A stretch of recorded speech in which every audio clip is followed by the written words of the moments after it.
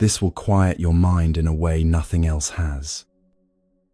What you're about to hear has helped millions find the rest their thinking can't give them, and it works differently than anything you've tried before. 12 ancient Buddhist stories that unlock something your mind already knows how to do but has forgotten: how to stop exhausting itself. A monk who found enlightenment through sweeping because he was too simple to understand philosophy. A centipede who forgot how to walk the moment it started thinking about walking. A woman who lost everything in one day and discovered freedom in the ruins. A teacher who answered the deepest question with complete silence. These stories do what meditation instructions can't. While you listen, your racing thoughts settle on their own. Not because you're trying to calm them, because ancient wisdom works on the tired mind in ways effort never will. This works even if you've never meditated, even if your mind never stops, even if every relaxation technique has failed you. The Buddha said, "The mind is difficult to subdue, ever swift, seizing whatever it desires. A tamed mind brings happiness." In the next 3 hours, you'll discover how, not through force or discipline, but through stories that let your exhausted mind finally rest. As these stories unfold, you'll feel the shift happening. Your breathing will deepen. The tension in your body will release. That exhausting mental noise will finally quiet down. Get comfortable now. Let your body settle completely. Take one full breath in and let it go. Your rest begins here.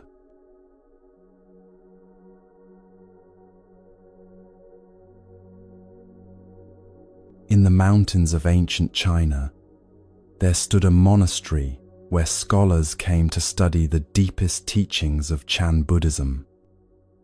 The halls echoed with debates about emptiness, discussions of sutras, analysis of koans that had puzzled monks for centuries. Intelligence was currency here. Quick minds were celebrated. The sharper your understanding, the more respect you commanded. Among these brilliant students lived a young monk, the others called Simple Hui. Not to his face, they weren't cruel, but behind his back, with a mixture of pity and exasperation, that's what they whispered. Simple Hui. Because no matter how the teachers explained the Dharma, no matter how many times the abbot broke down complex ideas into smaller pieces, Hui simply couldn't grasp them. When the master taught about the nature of emptiness, the other monks nodded with comprehension, asked penetrating questions, demonstrated their understanding through eloquent responses. Hui sat in the back, his face twisted in confused concentration, unable to follow even the basic thread of reasoning. When they studied the Heart Sutra, memorizing its verses and unpacking its meaning, the others recited flawlessly after a few repetitions. Hui stumbled over the words, mixed up the lines, forgot what he'd just heard moments before. The abbot watched this young monk struggle for months. He saw Hui's genuine effort, the way he showed up to every teaching session, the sincerity in his eyes, even when understanding eluded him completely. Other teachers suggested perhaps monastic life wasn't Hui's path. Maybe he should return to his village, take up a trade more suited to his abilities. But something made the abbot pause. One morning, after Hui had failed yet again to grasp a teaching that even the newest students understood easily, the abbot called him aside. "Hui," he said gently, "I'm giving you a different practice." The young monk's face brightened with hope. Perhaps this new practice would finally be something he could understand. "You will sweep the courtyard," the abbot continued. "Every morning at dawn, you will sweep the stones clean. Just this. Nothing more." Hui bowed, accepting this task. He assumed it was temporary, a simple duty, while the abbot figured out how to help him learn the real teachings. But days became weeks, weeks became months, and still, his only instruction remained the same. Sweep the courtyard. The other monks studied increasingly complex texts. Hui swept stones. They sat in profound meditation, cultivating states of deep absorption. Hui swept fallen leaves. They engaged in Dharma combat, testing their understanding against each other's insights. Hui swept away the morning dew. Years passed. The brilliant students came and went, many achieving recognition for their understanding, some leaving to teach at other monasteries, a few giving up when the practice became too demanding. Hui remained, sweeping the same courtyard, following the same simple instruction he'd received a decade ago. 20 years became 30. 30 became 40. The young monks who arrived now had never known a monastery without Hui and his broom. He was simply part of the landscape, the simple one who swept, who couldn't understand the teachings, who had found his place, doing a task anyone could do. But something had happened during those 40 years, something none of the scholars noticed because they were too busy analyzing, discussing, and debating to see what was right in front of them. We had stopped trying to understand, not from giving up, from something else entirely. When you sweep the same stones for 40 years, thought eventually exhausts itself. There's nothing new to figure out about sweeping. The mind, finding no puzzle to solve, no concept to grasp, no achievement to pursue, simply quiets down. His hands knew exactly how to hold the broom. His body knew the rhythm of the strokes, without his mind directing each movement. The morning air, cool against his skin, the sound of bristles against stone, the way light changed as the sun rose higher. These things required no intellectual understanding. They simply were, and he was simply there with them, sweep after sweep after sweep. One morning, the abbot, now very old, his hair completely white, stood watching Hui work. The rhythm was perfect, unhurried, complete. Each stroke received the same attention whether anyone was watching or not. No thoughts of finishing quickly. No thoughts of doing it correctly. No thoughts at all, just sweeping, perfect and whole unto itself. "We," the abbot called softly.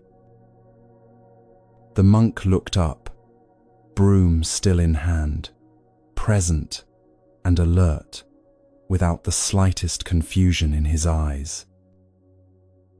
"Tell me," the abbot said, "what is the meaning of Bodhidharma coming from the West?" This was the great koan, the question that had stumped scholars, the test that separated true understanding from intellectual cleverness. The young monks who'd studied for years could offer elaborate answers full of references and reasoning. But Hui, who'd never understood a single teaching, who couldn't grasp even the simplest Dharma talk, Hui simply lifted his broom slightly and smiled. In that gesture, the abbot saw what 40 years of sweeping had accomplished.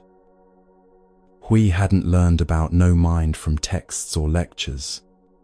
He'd lived it, breathed it, embodied it through the simple act of sweeping stones until there was no one left who was doing the sweeping.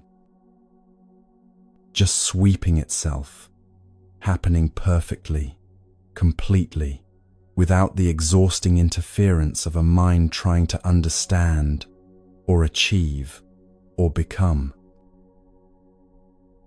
The old abbot bowed deeply to his student. The other monks, watching this, were stunned. Their master, bowing to simple Hui, the one who'd never grasped a single teaching. But the abbot understood what they didn't, that intellectual understanding and direct experience are entirely different things. One exhausts the mind with endless concepts. The other lets the mind rest in simple presence. The Buddha once taught, "Wonderful, indeed, it is to subdue the mind, so difficult to subdue, ever swift, and seizing whatever it desires. A tamed mind brings happiness." But here's what the scholars miss. You don't tame the mind by thinking about taming the mind.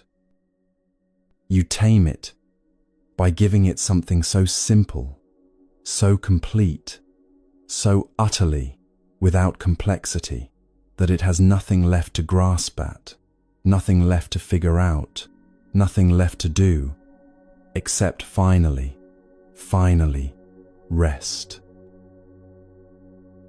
This is why Hui succeeded where brilliant students failed.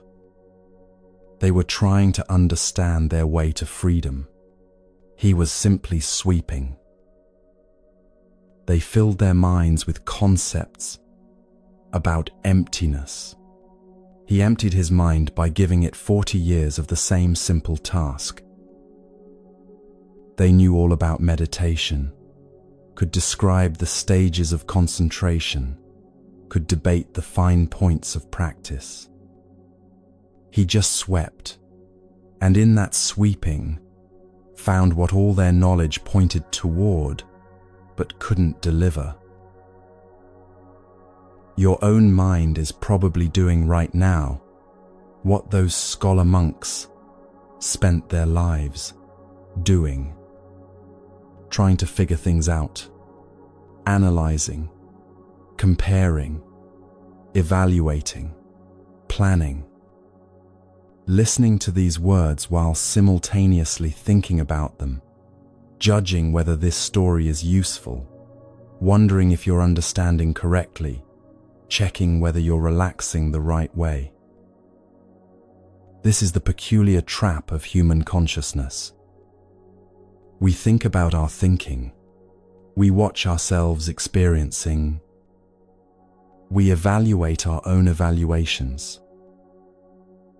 Right now, part of your mind is probably monitoring how relaxed you are, which immediately makes you less relaxed because monitoring requires mental effort. Another part is judging whether you're getting it, which creates distance from actually experiencing anything directly. Another part is already planning what comes next, which pulls you out of this moment entirely. This recursive loop, thinking about thinking, watching yourself think about thinking, judging your watching of your thinking, consumes enormous energy. It's like running a computer program that does nothing except monitor itself, monitoring itself, endlessly. No wonder you're exhausted. The thinking mind trying to solve the problem of thinking is like trying to put out a fire with gasoline. More thinking doesn't quiet thinking. It just creates more to think about. More analysis doesn't stop analysis. It becomes another thing to analyze. More techniques for calming the mind just give the mind more techniques to worry about doing correctly. But here's what Hui discovered. Through 4 decades of sweeping, your body already knows how to rest. It doesn't need instructions or understanding or techniques.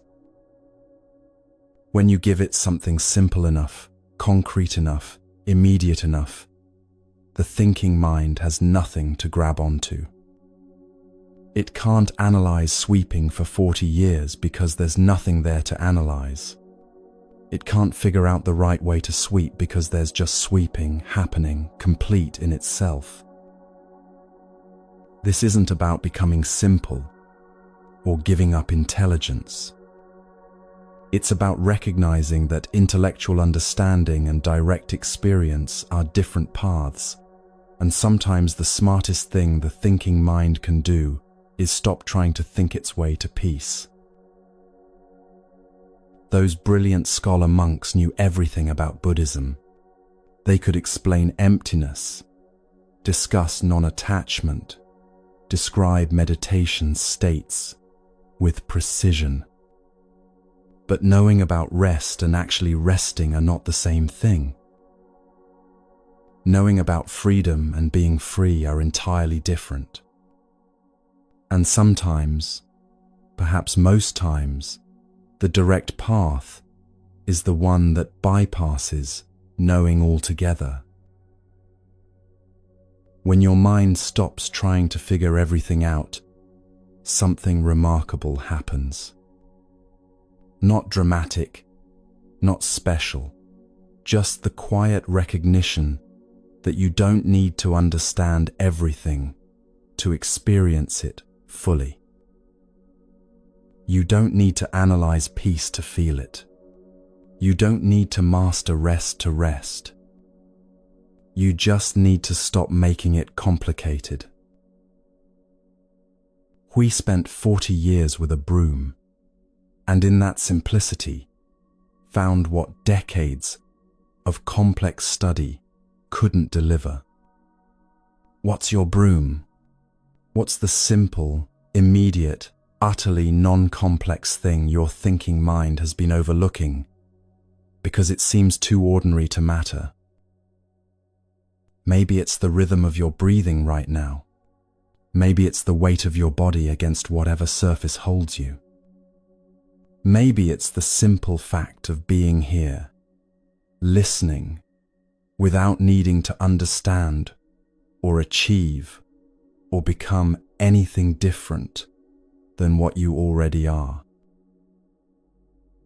The brilliant students thought Hui was too simple to understand the teachings. They were wrong. He was too simple for the teachings to complicate. And in that simplicity, in that 40-year sweep of stones with no one there trying to get somewhere, he found what all their complexity was pointing toward, but could never quite reach. But what if even the body's wisdom seems distant? What if you can't feel that natural intelligence that knows how to rest without being taught? The next story shows what happens when we lose touch with the automatic grace we were born with, and what that loss reveals about the thinking mind's interference.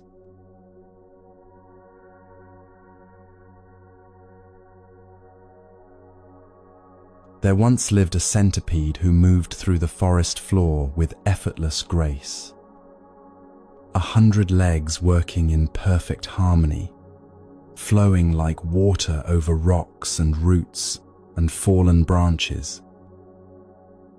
She never stumbled, never hesitated, never needed to think about which leg should move when or how to coordinate the intricate dance of all those tiny feet. Her body simply knew. One morning, as she crossed a sun-dappled path, a toad sitting on a nearby stone watched her move with obvious fascination. The toad had 4 legs, simple enough to manage, but watching this creature with so many limbs moving in flawless coordination filled him with curious wonder. "Excuse me," the toad called out. "I hope you don't mind my asking, but I've been watching you move, and I'm absolutely amazed. How on earth do you manage all those legs? Which one do you move first? How do you keep track of them all?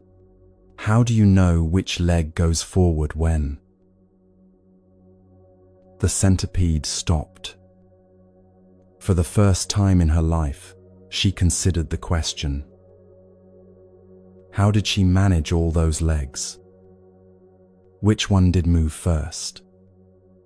She'd never thought about it before. She looked down at her many feet, suddenly aware of each individual leg in a way she'd never been before. "All right," she thought.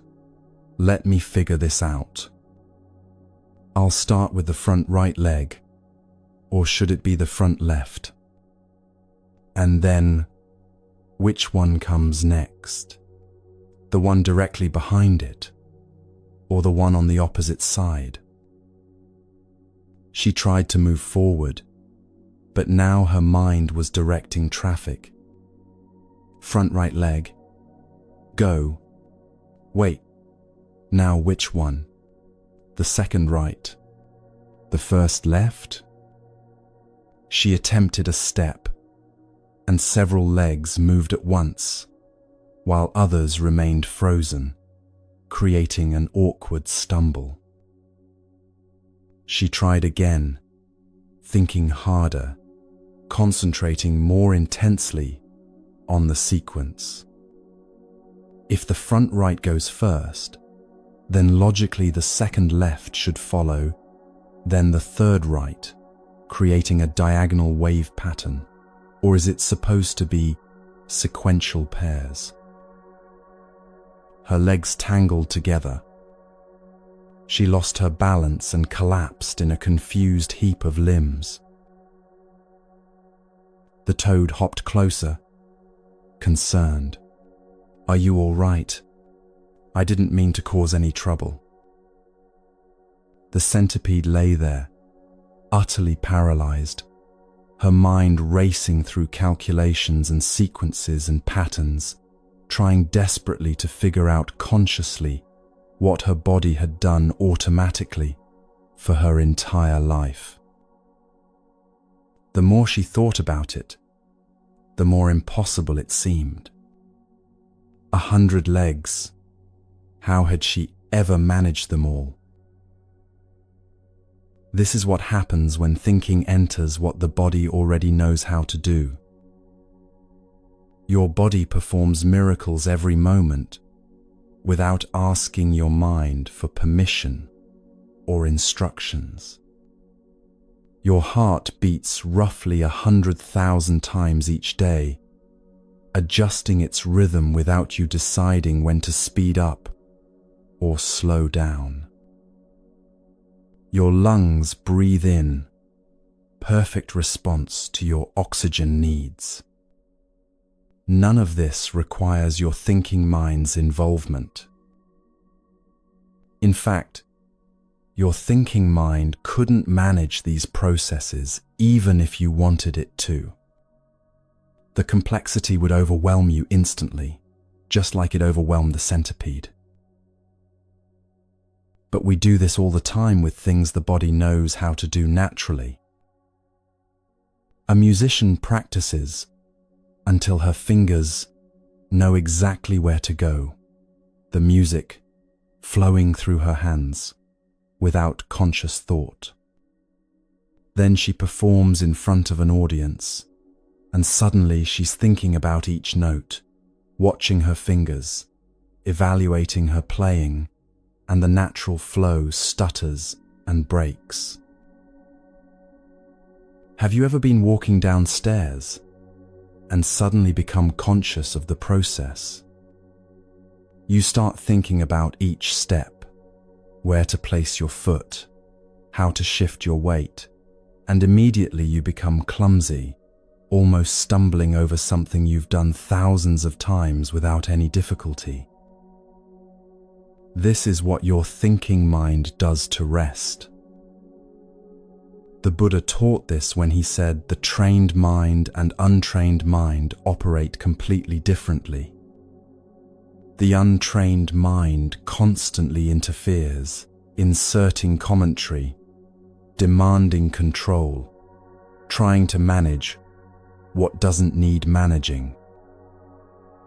The trained mind knows when to step back and let natural intelligence work. Your body knows how to rest. It's been doing it since before you were born. In the womb, you rested. As an infant, you rested without trying, without techniques, without instructions on how to do it correctly. Rest is as natural to your body as breathing, as heartbeat, as the constant renewal of cells. But then your thinking mind gets involved. Am I relaxing correctly? Should I focus on my breath or body sensations? Is this the right position? Am I falling asleep or staying present? Should I be doing something different? Each question pulls you further from the natural rest your body already knows how to do, inserting mental commentary into an automatic process, creating the same paralysis that stopped the centipede from walking. This isn't about your body being more intelligent than your mind. It's about recognizing that different tasks require different kinds of intelligence. Your thinking mind excels at solving novel problems, planning future actions, analyzing situations that require conscious reasoning. But it's terrible at managing the countless automatic processes your body handles perfectly on its own. When you try to think your way into rest, you're asking the wrong tool to do the job. It's like trying to use a hammer to paint a picture. The tool isn't wrong. It's just not designed for that particular task. The centipede couldn't walk because she was using analytical intelligence to manage something that required somatic intelligence, the wisdom embedded in the body itself, the knowing that exists without thought, without words, without conscious understanding. You have this same wisdom. It's there in every breath you're taking right now, without deciding to breathe. It's there in your heartbeat continuing steadily without your permission. It's there in the way your body maintains its temperature, repairs its injuries, knows when it needs food or water. All of this happening perfectly, constantly, without your thinking mind's involvement. Rest works the same way. When you stop asking your thinking mind to manage it, when you stop trying to figure out the right way to do it, when you stop analyzing whether you're doing it correctly, your body remembers what it's always known. How to let go, how to release, how to simply be without working at being. The toad's innocent question paralyzed the centipede, not because the question was wrong, but because it pulled conscious attention into a process that works best without conscious attention.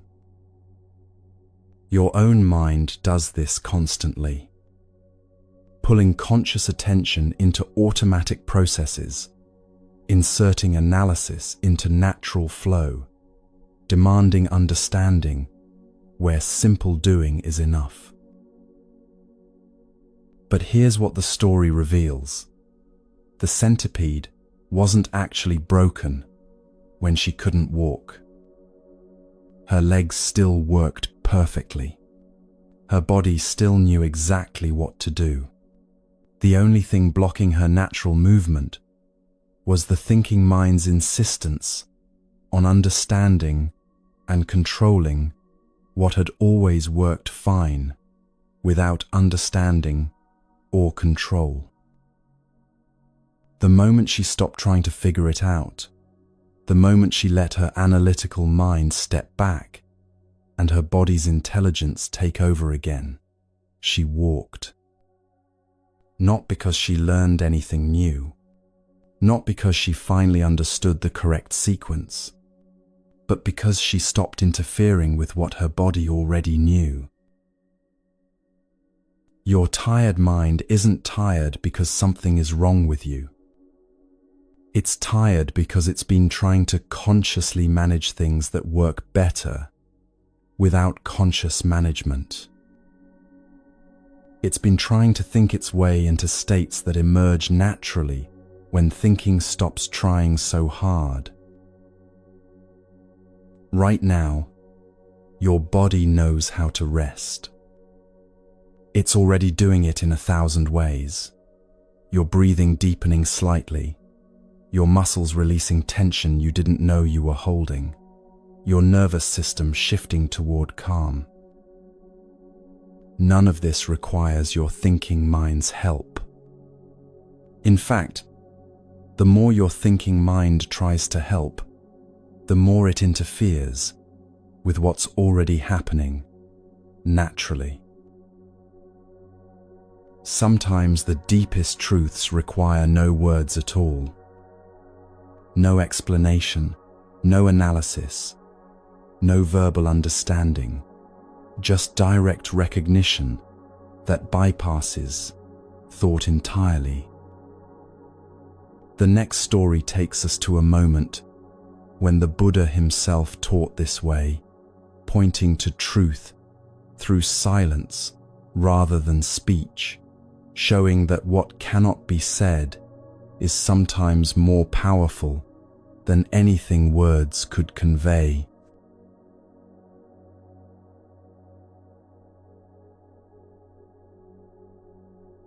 On Vulture Peak, a mountain sacred to seekers of truth, a vast assembly gathered to hear the Buddha teach. Thousands of monks sat in neat rows, their robes the color of earth and saffron, their faces turned upward with anticipation. Lay followers crowded the outer edges, hoping to catch even a few words of wisdom from the awakened one. The air itself seemed to wait, holding its breath for what would surely be a profound discourse on the nature of reality, the path to liberation, the deepest truths of existence. These gatherings were known across the land. The Buddha's teachings could last hours, sometimes days, as he carefully unpacked the Dharma through stories, analogies, logical reasoning, and patient explanation. His words had the power to transform lives, to shift perspectives so completely that people walked away, seeing the world with entirely new eyes. Today's crowd had traveled from distant villages, some for many days, to hear whatever teaching he would offer. The Buddha took his seat on the teaching platform. The assembly fell silent. 10,000 pairs of eyes watching, 10,000 minds ready to receive his words, to analyze them, to memorize them, to carry them back to their communities and share what they had learned. Scribes prepared to record every syllable. Senior disciples leaned forward, ready to ask clarifying questions if needed. The newest students sat with notebooks, determined not to miss a single insight. The Buddha reached down beside his seat and picked up a single white lotus flower. He held it up, turning it slowly so the assembly could see it from all angles. The pure white petals, the golden center, the green stem still dripping with water from the pond where it had been growing just hours before. Then he simply sat there, holding the flower, saying nothing. The silence stretched. 1 minute, 2 minutes, 3. The assembly began to shift uncomfortably. Surely the teaching would begin soon. Surely this was just a dramatic pause before he launched into an explanation of what the flower represented. Purity, perhaps, or the unfolding of enlightenment, or the beauty that grows from muddy water. But the Buddha remained silent, simply holding the flower, his eyes soft and present, a slight smile playing at the corners of his mouth. 5 minutes passed. 10. The crowd grew restless. What did this mean? Was this a test? A riddle they were supposed to solve? Minds raced, trying to figure it out, trying to extract meaning from the silence, trying to understand what the flower was meant to teach them. Some students thought it must be about impermanence. The flower would wilt and die, showing the transient nature of all things.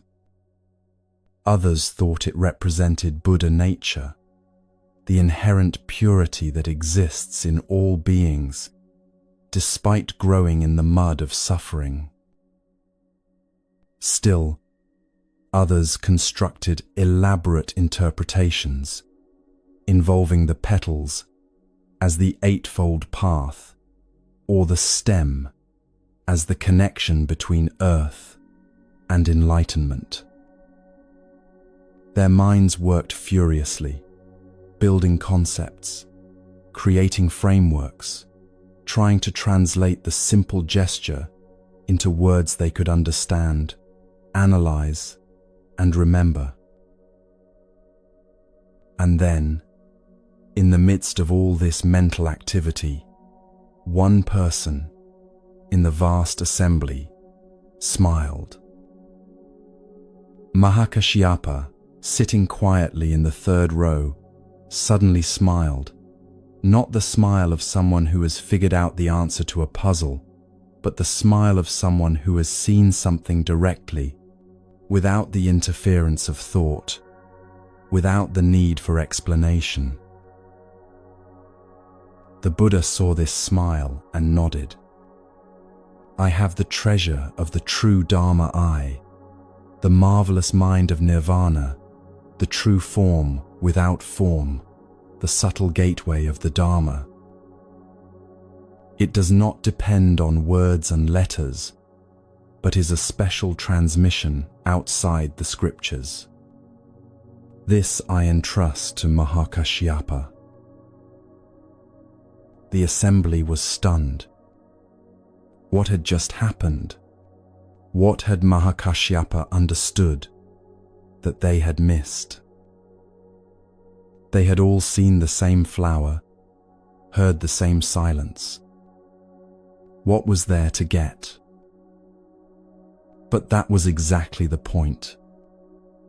There was nothing to get, nothing to figure out, nothing to translate into concepts and carry away in the mind's filing cabinet of spiritual knowledge. Mahakashyapa hadn't understood the flower. He had simply seen it, directly, completely, without his thinking mind inserting itself between his awareness and the actual living presence of white petals, golden center, green stem. While everyone else was busy trying to understand what the flower meant, Mahakashyapa had simply met the flower as it was, and in that direct meeting, without words, without concepts, without the exhausting work of interpretation, he touched what the Buddha was pointing toward. This is what happens when we stop trying to translate everything into language. Right now, you're hearing these words, and your mind is probably doing what the assembly did, trying to understand, trying to figure out the lesson, trying to extract meaning that you can grasp and hold on to. This isn't wrong. Words have their place, but they can also become a barrier between you and direct experience. Think about the last time you saw something truly beautiful, a sunset maybe, or a child's face lit up with joy, or a moment of unexpected grace. What did your mind do? Probably started narrating immediately.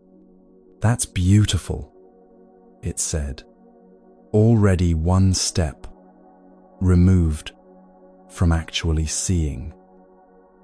Then perhaps it compared this sunset to other sunsets you've seen, or it started planning how to describe it to someone else, or it pulled out your phone to take a picture, which meant you were now looking at the sunset through a screen rather than directly.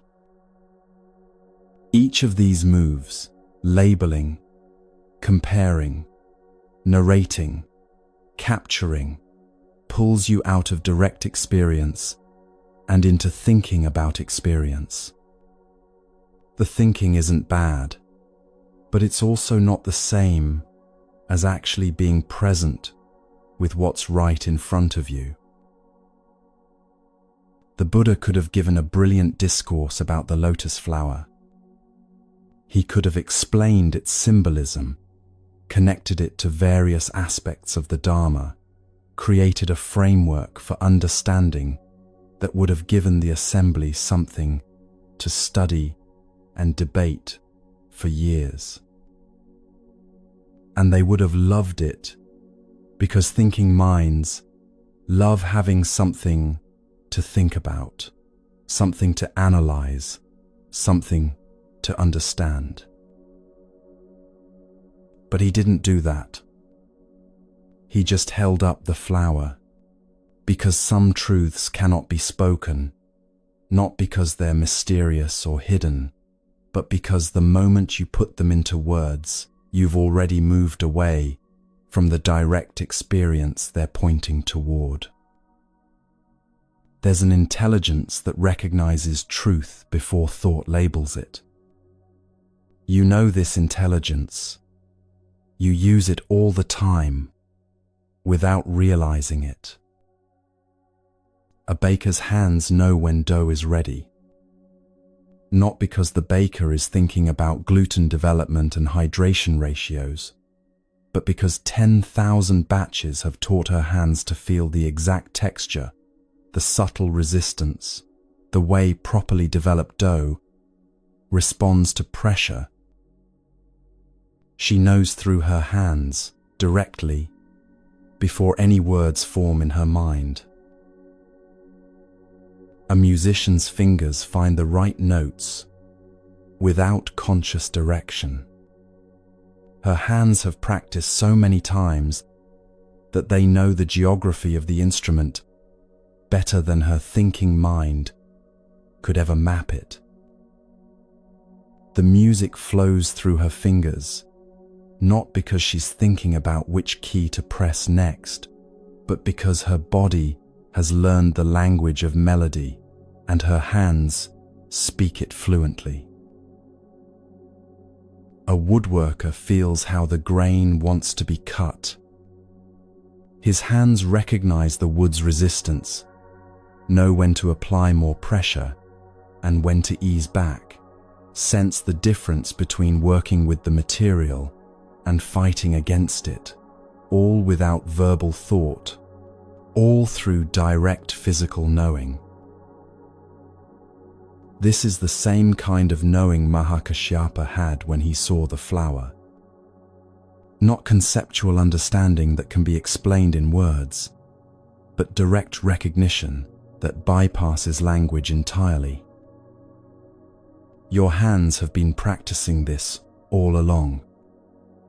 Every time you've caught something without thinking about it, every time you've adjusted your balance automatically, every time you've known something through physical sensation rather than mental analysis, that's your body's intelligence working without words. The Buddha taught, when words cease and there is no speech, this is called the entrance to the gate of Dharma illumination. Not because words are bad or wrong, but because reality itself doesn't exist in language. Language is a tool for pointing, describing, communicating, immensely useful, but fundamentally separate from what it describes. You can read 100 descriptions of what an apple tastes like, memorize elaborate vocabulary about its sweetness, tartness, and texture, but none of those words are the actual experience of biting into an apple. The experience itself exists outside language. It's direct, immediate, and complete, without any words at all.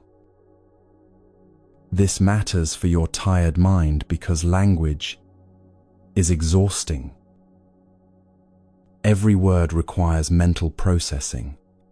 Every sentence needs to be parsed, understood, related to previous sentences, fit into existing frameworks of meaning.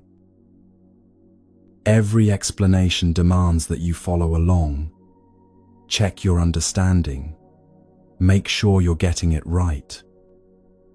Even these words right now are asking your mind to work, to process, to comprehend. But the flower doesn't ask anything. It just is. White petals, golden center, green stem, meeting it directly, without words, without interpretation, without the work of understanding. Your mind can finally rest. This is what your body knows, that your thinking mind keeps forgetting. Your body lives in direct experience constantly. It feels temperature without naming it hot or cold. It senses tension and release without labeling them. It knows tiredness and energy as direct physical reality, not as concepts to be understood. A potter's hands know when clay has the right moisture, not because they've memorized a formula, but because they've touched countless pieces of clay and can feel the difference directly. A gardener's fingers know how deep to plant a seed, not from measuring, but from an embodied sense of rightness that comes from years of handling soil and watching what grows. A cook's hands know when bread dough has been kneaded enough, not from counting folds, but from the way the dough responds under their palms. A knowing that exists in the hands themselves, before language, before thought. Every skilled movement is meditation without trying. When your hands are doing something they know how to do, really know, in the body rather than in the mind, thought becomes unnecessary. The dancer who has practiced the same sequence 1,000 times doesn't think, now right foot, now turn, now extend. The body simply dances, and the thinking mind can rest. The typist who has typed for decades doesn't hunt for each letter. The fingers find the keys faster than conscious thought could direct them. This is your body practicing no mind every time it performs a familiar skill. Not something you need to learn or achieve, something you already do whenever you trust your physical intelligence over your analytical mind. But here's what happens. You watch yourself. The baker second guesses her hands, thinking maybe she should check the recipe again. The musician becomes conscious of her fingering and suddenly stumbles over notes she's played perfectly 1,000 times. The woodworker starts analyzing his technique and loses the intuitive feel that guided him. When you watch yourself doing something, you split your attention. Part of you is doing the thing, and part of you is monitoring the doing, evaluating it, judging it, checking if it's being done correctly. This is what happened to the centipede when the toad asked about her legs. This is what happens to your rest when your thinking mind starts managing it. The assembly on Vulture Peak was watching, analyzing, trying to understand, and they missed what was right in front of them. Mahakashyapa wasn't trying to understand. He was simply present, directly meeting the flower without the interference of interpretation, without the exhausting work of turning experience into explanation. Your hands already know this. Every time they perform a familiar task without your conscious direction, they're showing you how to be present without the interference of thought. The question isn't how to learn this. You already know it. The question is how to stop watching yourself long enough to let this natural intelligence work. Sometimes we lose this natural knowing by becoming too conscious of ourselves, too aware of being watched by others or by our own inner observer. And when that happens, even the simplest actions become awkward, forced, exhausting. The next story shows exactly this. What happens when the observer's gaze turns something naturally graceful into something impossibly difficult?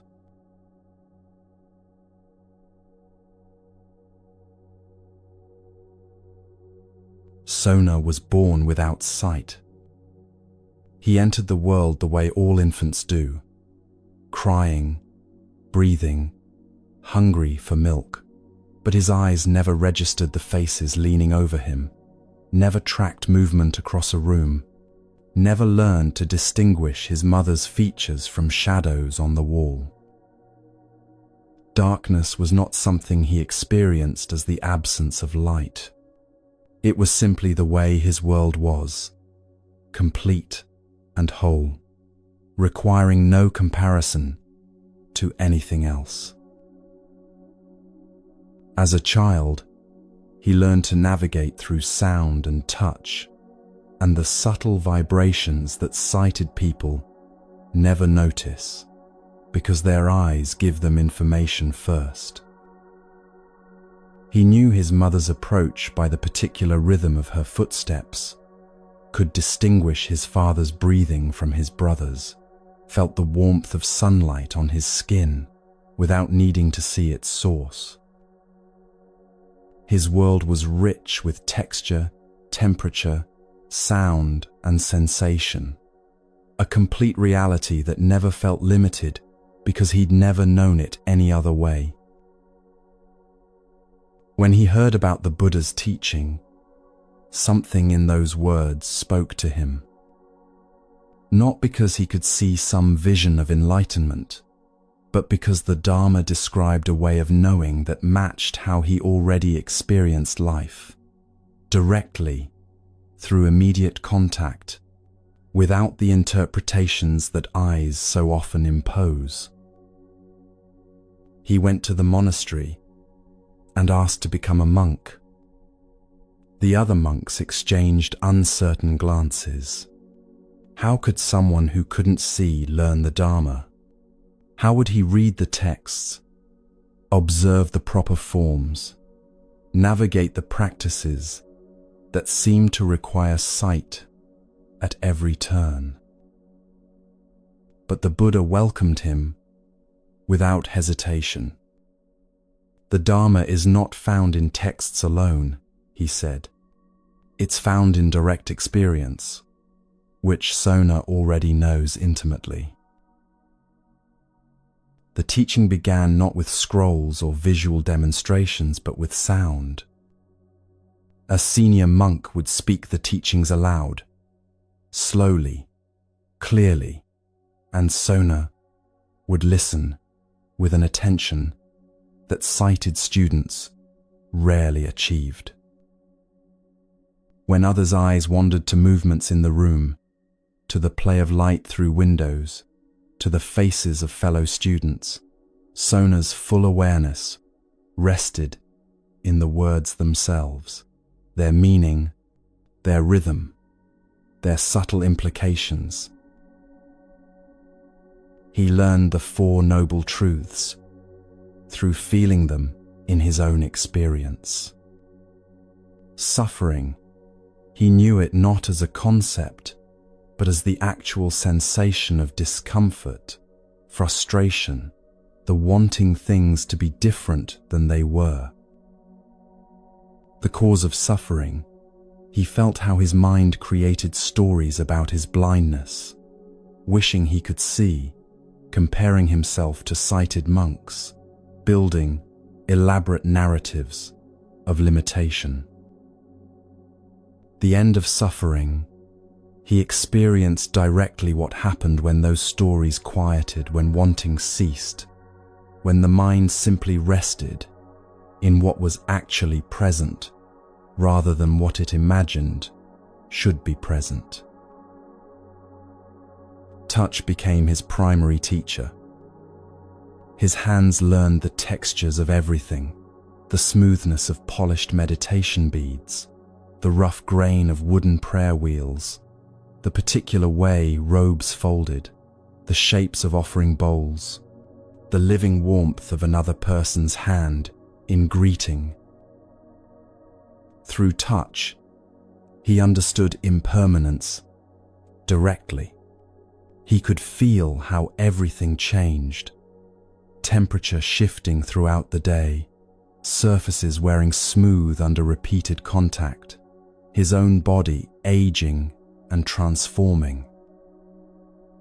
Sound revealed patterns that sighted people missed entirely.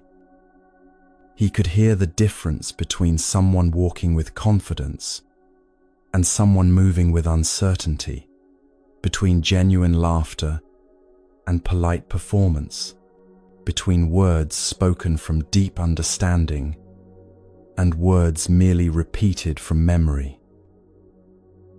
The quality of silence spoke to him. The silence after a profound teaching felt different than the silence of confusion, though sighted monks often couldn't tell them apart. Within 3 years, something shifted in Sona that the other monks could sense, even if they couldn't quite name it.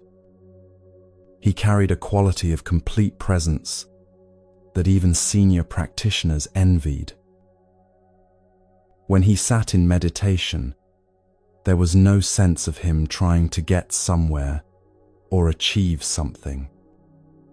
He was simply there, fully, his attention not divided by visual distractions, not pulled toward what he could see in the distance or what might be happening across the room. The Buddha recognized what had happened.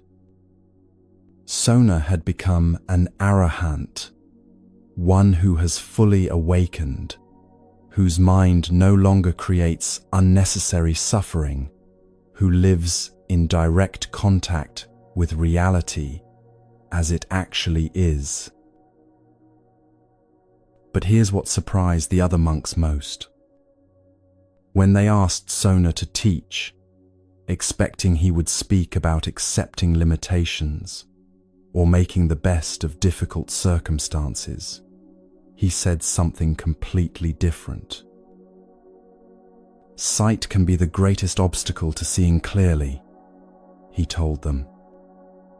Your eyes show you surfaces and shapes, colors and movements, and your minds immediately create stories about what you're seeing. You see a person's face and decide they're happy or sad, trustworthy or suspicious, attractive or plain.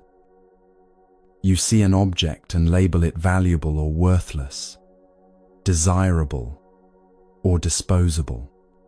Your eyes give you so much information that your thinking mind never stops interpreting, never rests from the work of making sense of everything you see. He was right. The sighted monks realized how their eyes constantly fed information to their thinking minds, which then worked tirelessly to organize, categorize, judge, and respond to everything they saw. Walking through a garden, their eyes took in hundreds of visual details every second: colors, shapes, movements, relationships between objects, and their minds processed all of it, creating an ongoing commentary about what they were experiencing. Sona walked through the same garden, and his experience was completely different. He felt the sun's warmth on his left cheek, heard birds calling from specific locations, smelled flowers whose fragrance shifted as breezes moved, sensed the ground's texture changing under his feet. His mind wasn't processing visual information or creating stories about what things looked like. It simply rested in direct sensory contact with what was actually present. This is what the Buddha meant when he taught about direct knowing versus conceptual knowing. Direct knowing happens through immediate contact, the way your hand knows hot when it touches a flame, the way your tongue knows sweet when it tastes honey, the way your body knows tired without needing to think about what tiredness means. This knowing doesn't require words or concepts or explanations. It's complete in itself, instant, and accurate.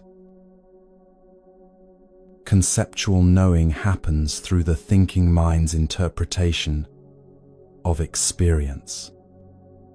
You see fire and your mind thinks dangerous or beautiful or useful for cooking, all concepts layered on top of the direct experience of light and heat. These concepts aren't wrong, but they're also one step removed from the actual reality you're encountering. And maintaining all these concepts, all this ongoing interpretation, exhausts the mind. Sona's blindness forced him to rely on direct knowing because he couldn't access the visual information that usually triggers conceptual interpretation. He couldn't see someone's face and make assumptions about their character. He had to encounter them directly through tone of voice, quality of presence, the way they moved and spoke and related. He couldn't see an object and immediately categorize it as beautiful or ugly, new or old, expensive or cheap. He had to meet it through touch, weight, texture, direct properties, rather than visual interpretations. This is why we use the word insight for deep understanding, even though seeing has nothing to do with it. Real insight isn't visual. It's direct knowing that bypasses the eyes entirely, bypasses all conceptual thinking, and contacts truth immediately. Sona had this insight, not despite his blindness, but in many ways because of it. When one sense is removed, the others intensify. This isn't just about hearing becoming sharper or touch becoming more sensitive, though both of those happen. It's about attention itself becoming more focused, less divided, more capable of resting in single-pointed awareness rather than scattering across multiple inputs simultaneously. You can experience this yourself right now. Close your eyes for a moment and notice how your awareness of sound immediately sharpens. You hear things that were present all along but that your visual attention was drowning out. The hum of electronics, distant voices, your own breathing, the settling of the building around you. Without visual input demanding constant processing, your mind has space to receive other information more fully. The Buddha taught, that which is directly experienced is grasped fully. That which is conceived is only partially known. This points to exactly what Sona discovered, that direct sensory knowing is complete and immediate, while conceptual understanding is always incomplete, always one step removed from actual reality. Your thinking mind prefers concepts because they feel manageable, controllable, something it can grasp and hold on to. But direct experience can't be grasped. It can only be met in the moment it's happening. The warmth of sun on your skin right now isn't a concept you can file away and think about later. It's a reality you're experiencing now, or not at all. This is why Sona's teaching freed so many monks from the exhaustion of constant mental interpretation. He showed them that you don't need to understand everything you experience. You don't need to label it, categorize it, figure out what it means or how it fits into your conceptual framework.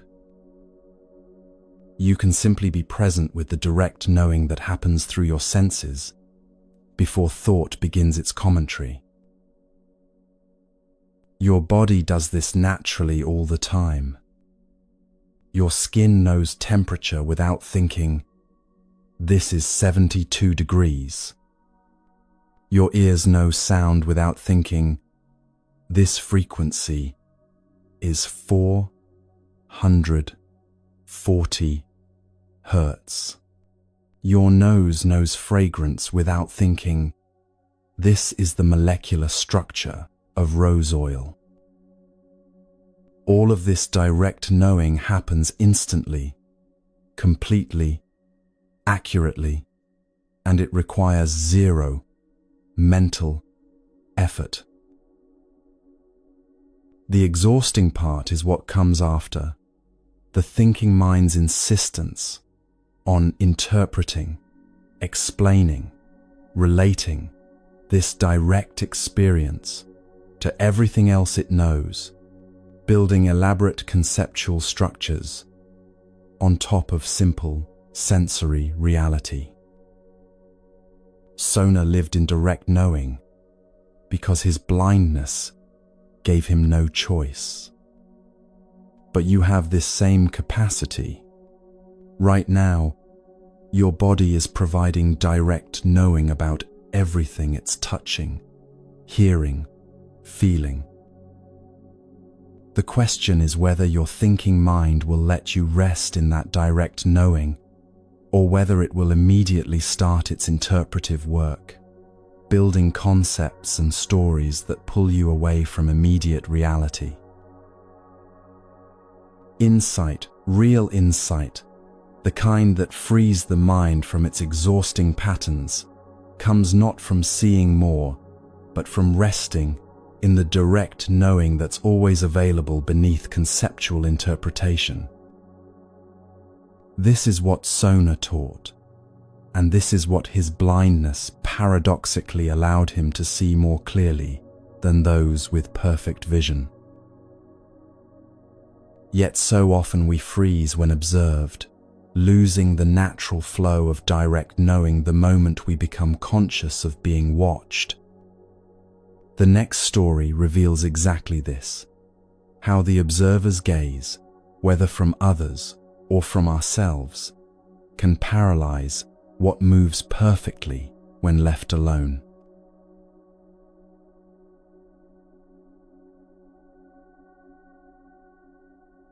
In a mountain monastery, there lived a young monk named Chen, who had a particular gift. He could recite sutras with perfect clarity, every word flowing into the next, with a rhythm that made the ancient teachings come alive. Alone in his small room at dawn, he would chant the texts he'd memorized, his voice steady and sure, never stumbling, never hesitating, the words emerging as naturally as breathing.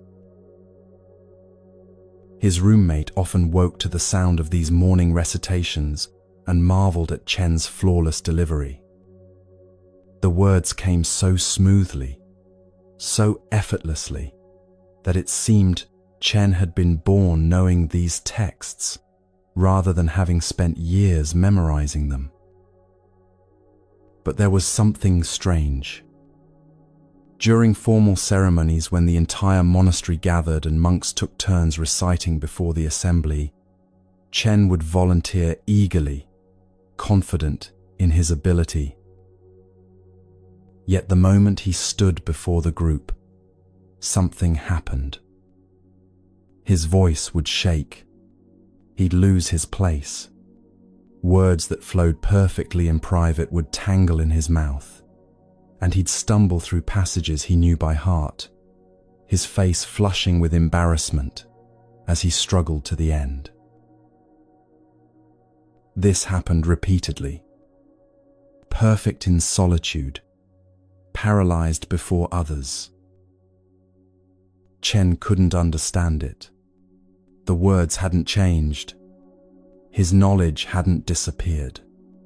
So why could he recite flawlessly when alone, but barely manage when others were listening? The monastery's head teacher, Master Hui, noticed this pattern. He'd heard Chen practicing through the thin walls and knew the young monk's capability. One evening, he invited Chen to his quarters. "Tomorrow morning," Master Hui said, "I want you to recite the Heart Sutra in my presence. Just the two of us. I'll be sitting in meditation while you recite." Chen agreed, though anxiety immediately tightened in his chest. Even in front of just one person, he knew what would happen. The next morning, Chen entered the master's room. Master Hui sat facing the wall in meditation posture, perfectly still, apparently paying no attention to Chen at all. Chen took a breath and began. The Bodhisattva of compassion, when practicing deeply the perfection of wisdom, saw clearly that he stopped. The words had scattered like startled birds. He knew the next line perfectly. He'd recited it flawlessly yesterday morning alone. But now, knowing Master Huyi was listening, even with his back turned, Chen's mind went blank. He started again, made it 3 lines further, then stumbled. Started again, stumbled again. His perfect recitation had become a halting, awkward mess. Master Hui remained silent, unmoving, his back still turned. Chen felt the familiar shame rising. He was failing again, proving himself incapable, demonstrating his inadequacy right in front of the one person whose respect he most wanted. He tried harder, concentrating intensely on each word, which only made things worse. Then Master Hui spoke without turning around.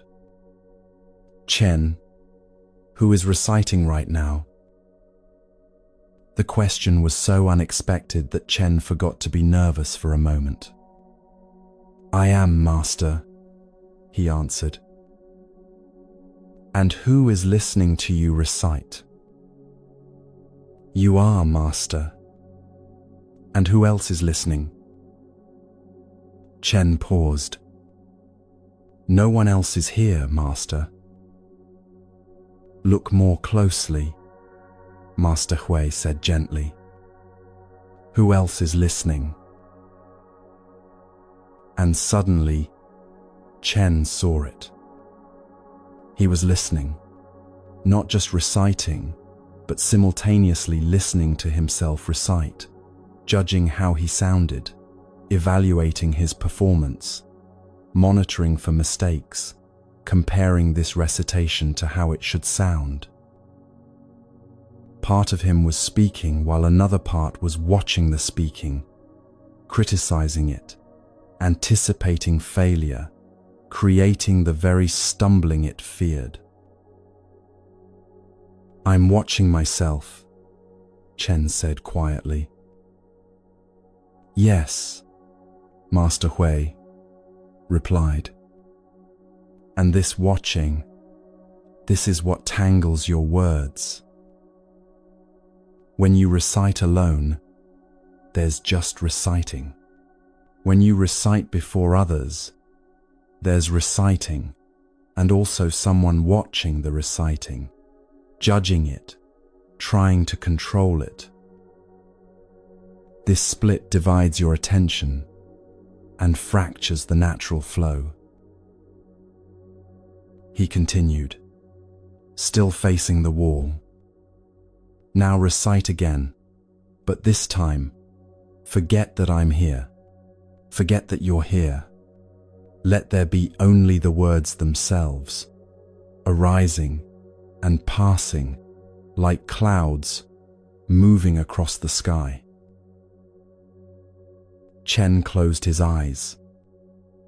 He let his attention sink beneath the watching, beneath the judging, beneath the performance anxiety. Just words. Just sound emerging from silence and returning to silence. The Bodhisattva of compassion, when practicing deeply the perfection of wisdom, saw clearly that the 5 aggregates are empty. The words flowed. Each line emerged complete, natural, without effort or strain.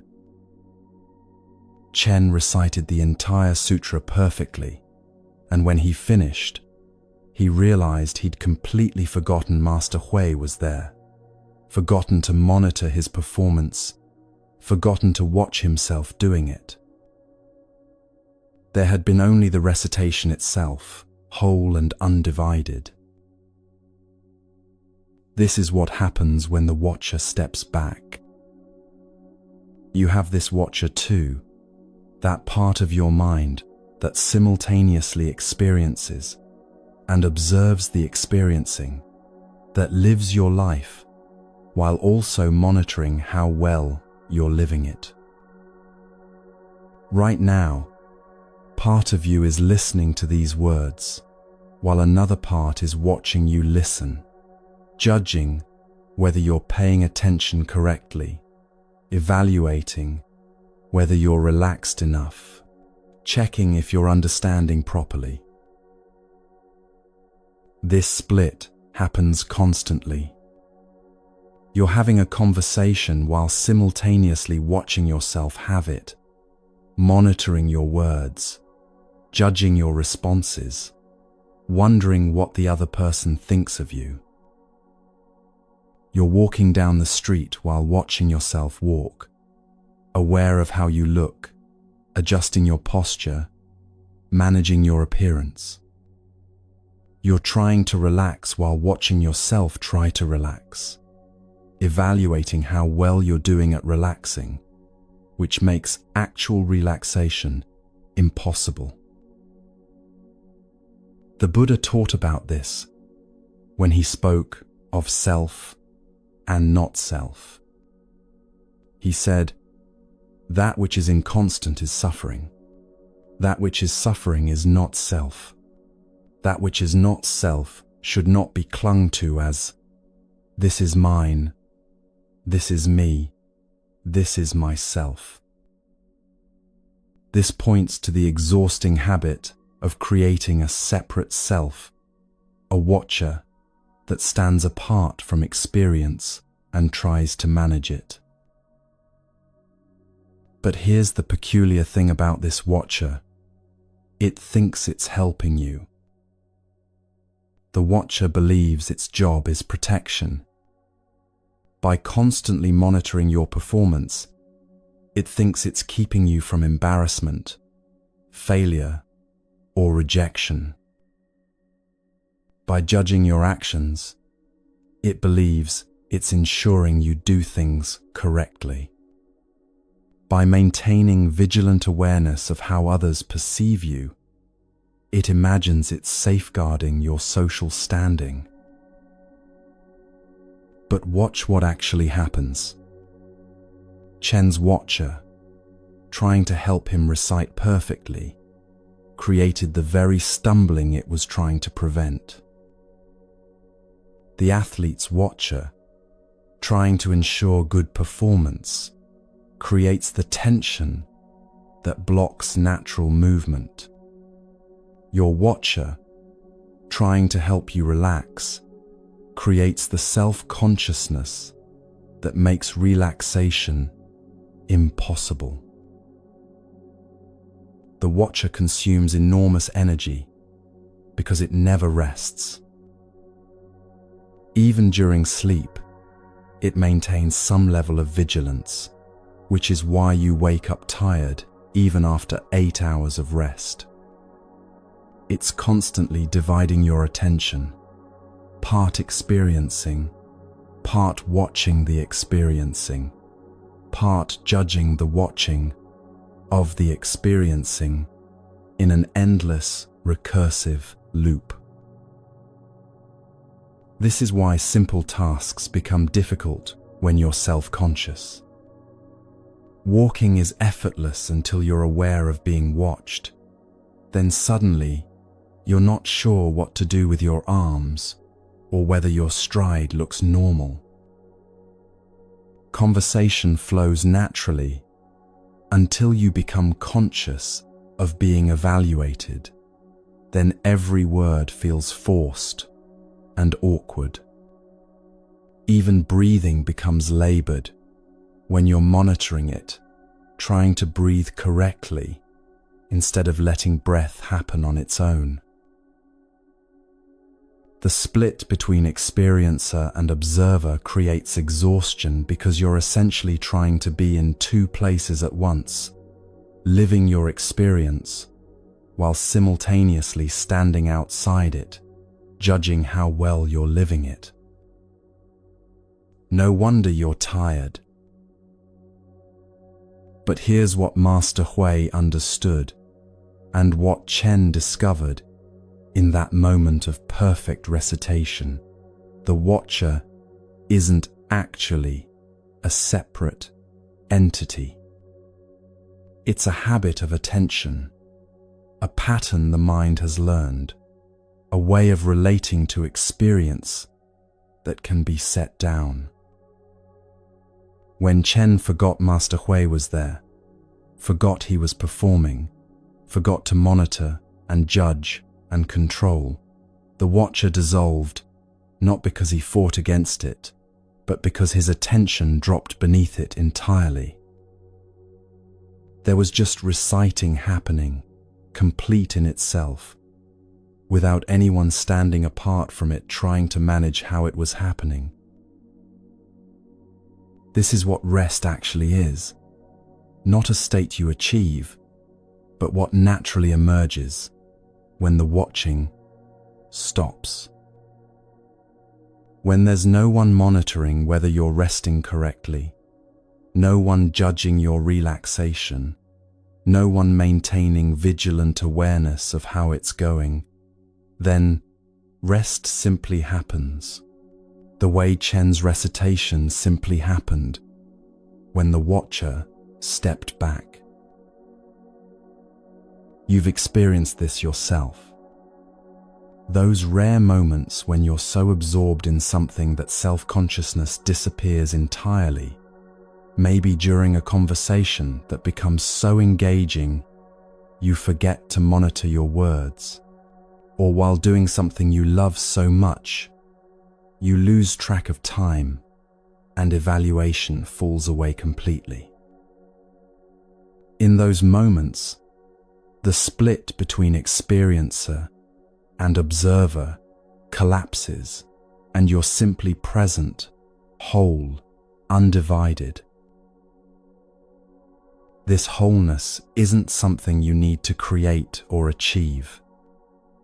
It's what's already there beneath the watching, beneath the judging, beneath the exhausting work of maintaining a separate observer who monitors everything. But sometimes, the watcher is so deeply entrenched, so habitual, that only something drastic can break its hold. Sometimes it takes total devastation, losing everything you thought protected you, for the watching to finally collapse. When everything falls apart, sometimes the watcher falls apart too, and what emerges from that breaking can be completely unexpected.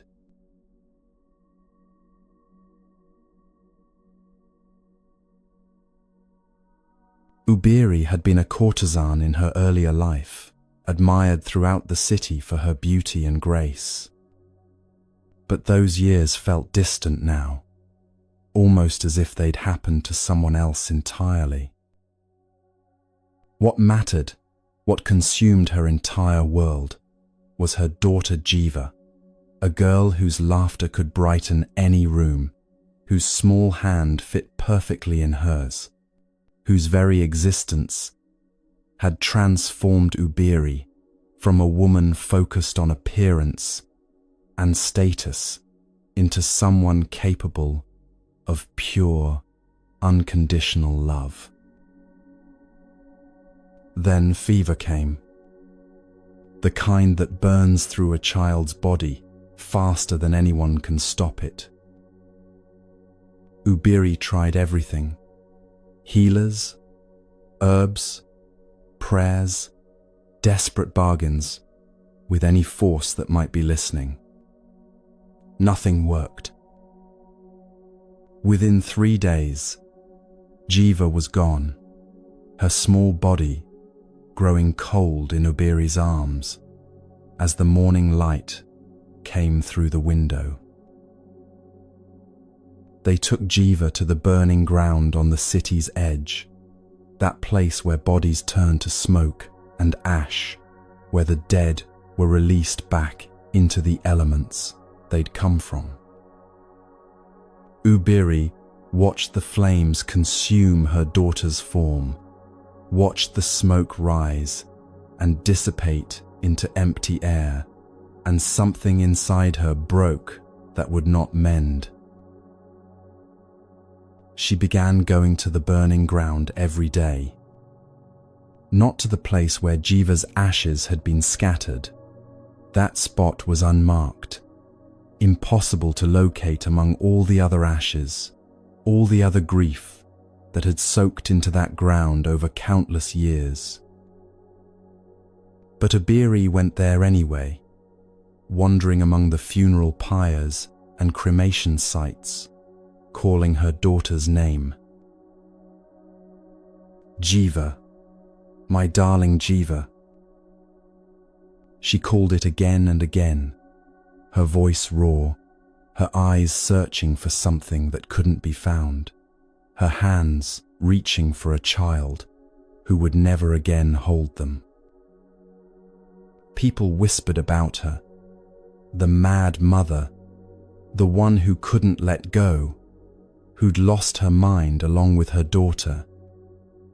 Some felt pity, others discomfort, but everyone avoided her, this woman whose grief had become so naked, so total, that it made them afraid of their own potential for such devastation.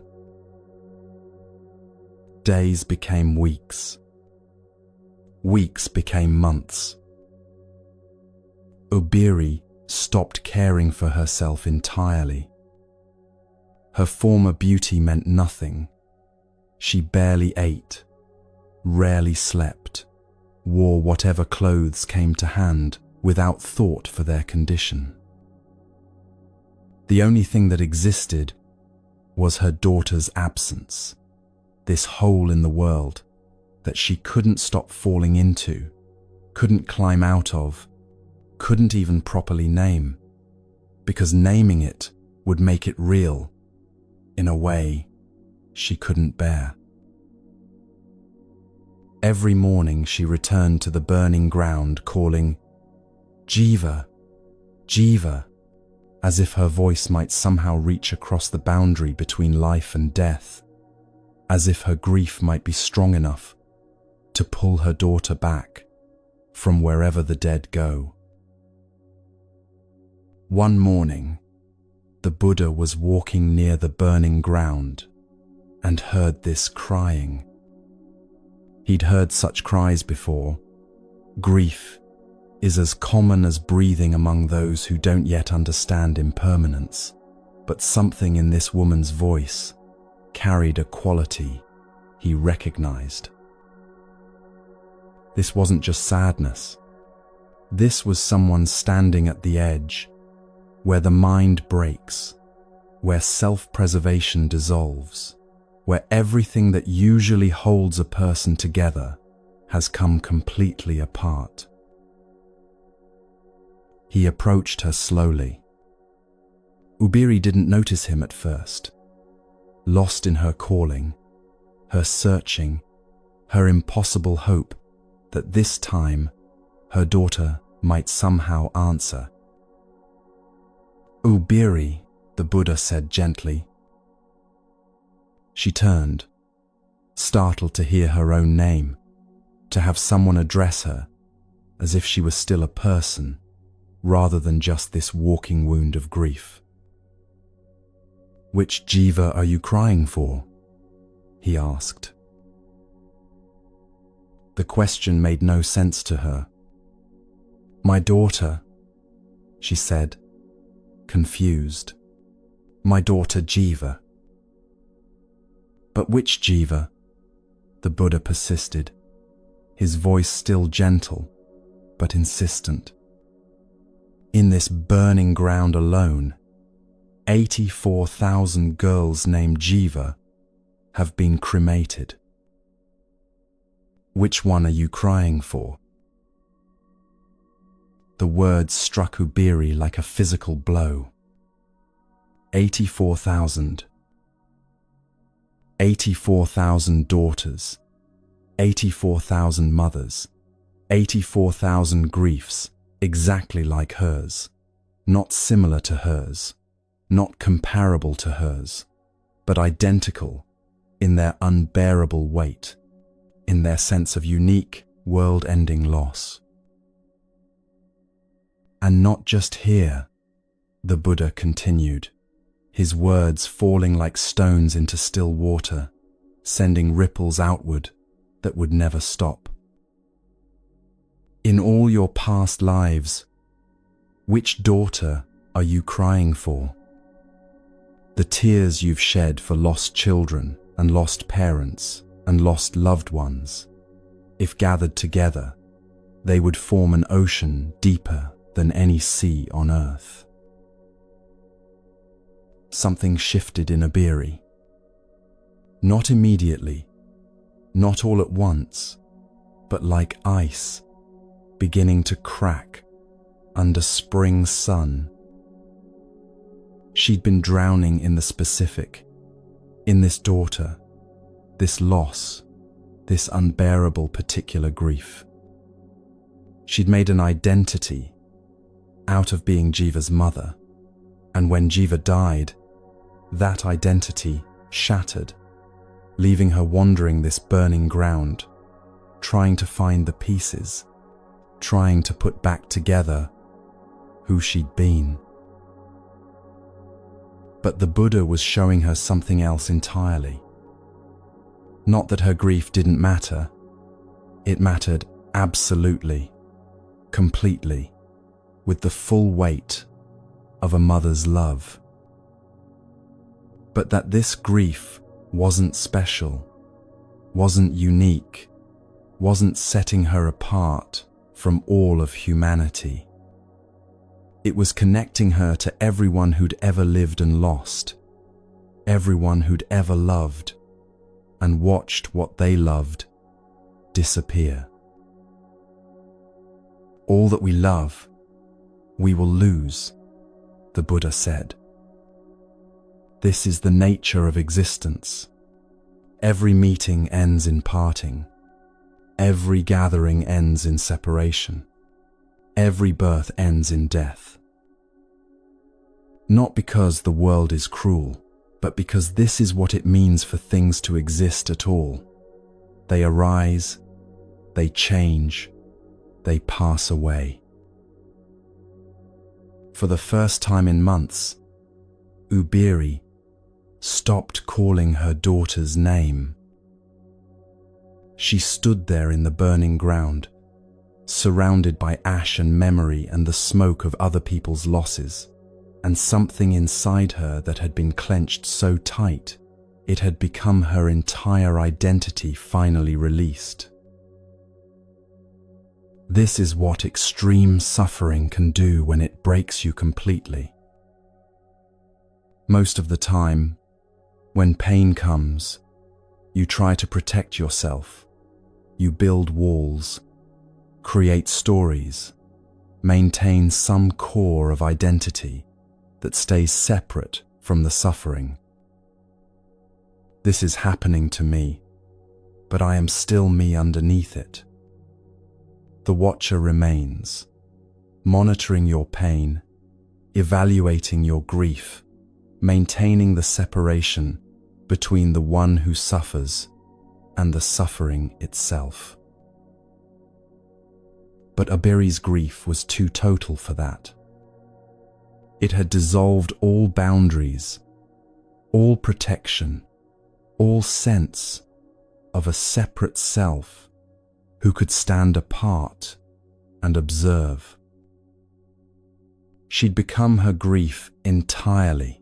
There was no Uberi separate from the pain, no observer watching the grieving, just this pure, undiluted experience of loss that had consumed everything else. This sounds like the worst thing that could happen. And in one sense it is, this complete breaking, this dissolution of all the structures that usually hold you together. But here's what the Buddha understood, and what Uberi discovered. When the watcher completely breaks down, when there's nothing left to protect or perform or maintain, something unexpected can emerge. Freedom. Not freedom from pain. The pain was still there. The loss was still real. Jiva was still gone and would never return. But freedom from the exhausting work of maintaining a separate self who had to manage the pain, control it, overcome it, somehow survive it, intact. When that structure collapsed entirely, what remained was something simpler, more immediate, less burdened by the constant work of self-maintenance. The Buddha taught, all formations are impermanent. When one sees this with insight, one becomes weary of suffering. This is the path to purity. These words point to exactly what Uberi experienced. Not that impermanence is a nice philosophical idea to contemplate, but that it's the fundamental nature of everything, including the self that seems so solid, so permanent, so necessarily in need of protection. Your own identity, the story of who you are, what you've accomplished, what you've lost, what defines you, this is also impermanent. It feels permanent because you're maintaining it constantly, reinforcing it through repetition, defending it against threats, performing it for others and yourself. This maintenance takes enormous energy. But when something breaks you so completely that you can't maintain it anymore, when grief or shock or devastation is so total that the usual structures of self-identity simply collapse, sometimes what emerges is a recognition that the self you were so carefully maintaining was always just a construction, always optional, always more exhausting than necessary. This doesn't mean extreme suffering is good, or necessary, or something to seek out. Uberi's grief was real and terrible, and not to be minimized. But the Buddha met her in that grief, and showed her something that transformed it, not by making the pain go away, but by revealing that the identity she'd built around being Jiva's mother, and then around being the mother whose child died, wasn't the deepest truth of what she was. When Uberi stopped calling for Jiva, she didn't stop loving her daughter. She didn't stop feeling the loss or pretend it hadn't happened. But she stopped making an identity out of that loss, stopped defining herself by the story of her suffering, stopped maintaining the exhausting separation between the one who grieves and the grief itself. What remained was simpler. Someone who had loved deeply and lost what she loved, which is just part of what it means to be human, to be alive, to care about anything at all. Not special, not unique, not setting her apart, just connected to the great current of human experience, where everyone who loves eventually loses, where every meeting ends in parting. This connection, this recognition that your suffering isn't uniquely yours, but shared by everyone who's ever lived, can be strangely freeing. Not because it minimizes your pain, but because it means you're not alone in it, not separated from humanity by it. You're part of something larger than your individual story, something that includes all the joys and all the losses, all the meetings and all the partings, all the love and all the grief. The watcher thinks its job is to protect you from this, to maintain your sense of separate identity, to keep your story intact, to defend against anything that might break down the boundaries between you and the rest of existence. But sometimes those boundaries need to break. Sometimes the only way through is complete dissolution, complete breaking, complete letting go of everything you thought you were and everything you thought you needed to maintain. And sometimes, not always, not reliably, but sometimes, what emerges from that breaking is something freer, something less burdened, something that doesn't require constant maintenance and protection, because it's no longer defined by the story of being a separate self, navigating through a threatening world. Ubiri left the burning ground that day and never returned to call for Jiva among the ashes. The grief didn't disappear. How could it? But it no longer consumed her, because she was no longer maintaining the identity of the inconsolable mother, the one whose loss set her apart, the one whose watching of her own grief had become another form of suffering. Even without tragedy, nature shows us how to release what we're gripping so tightly. The trees don't decide when to let their leaves fall. They simply stop holding on when the season changes, and the leaves drop naturally, without effort, without grief. The next story reveals this letting go that requires no devastation, no breaking, just the simple recognition that holding on is optional.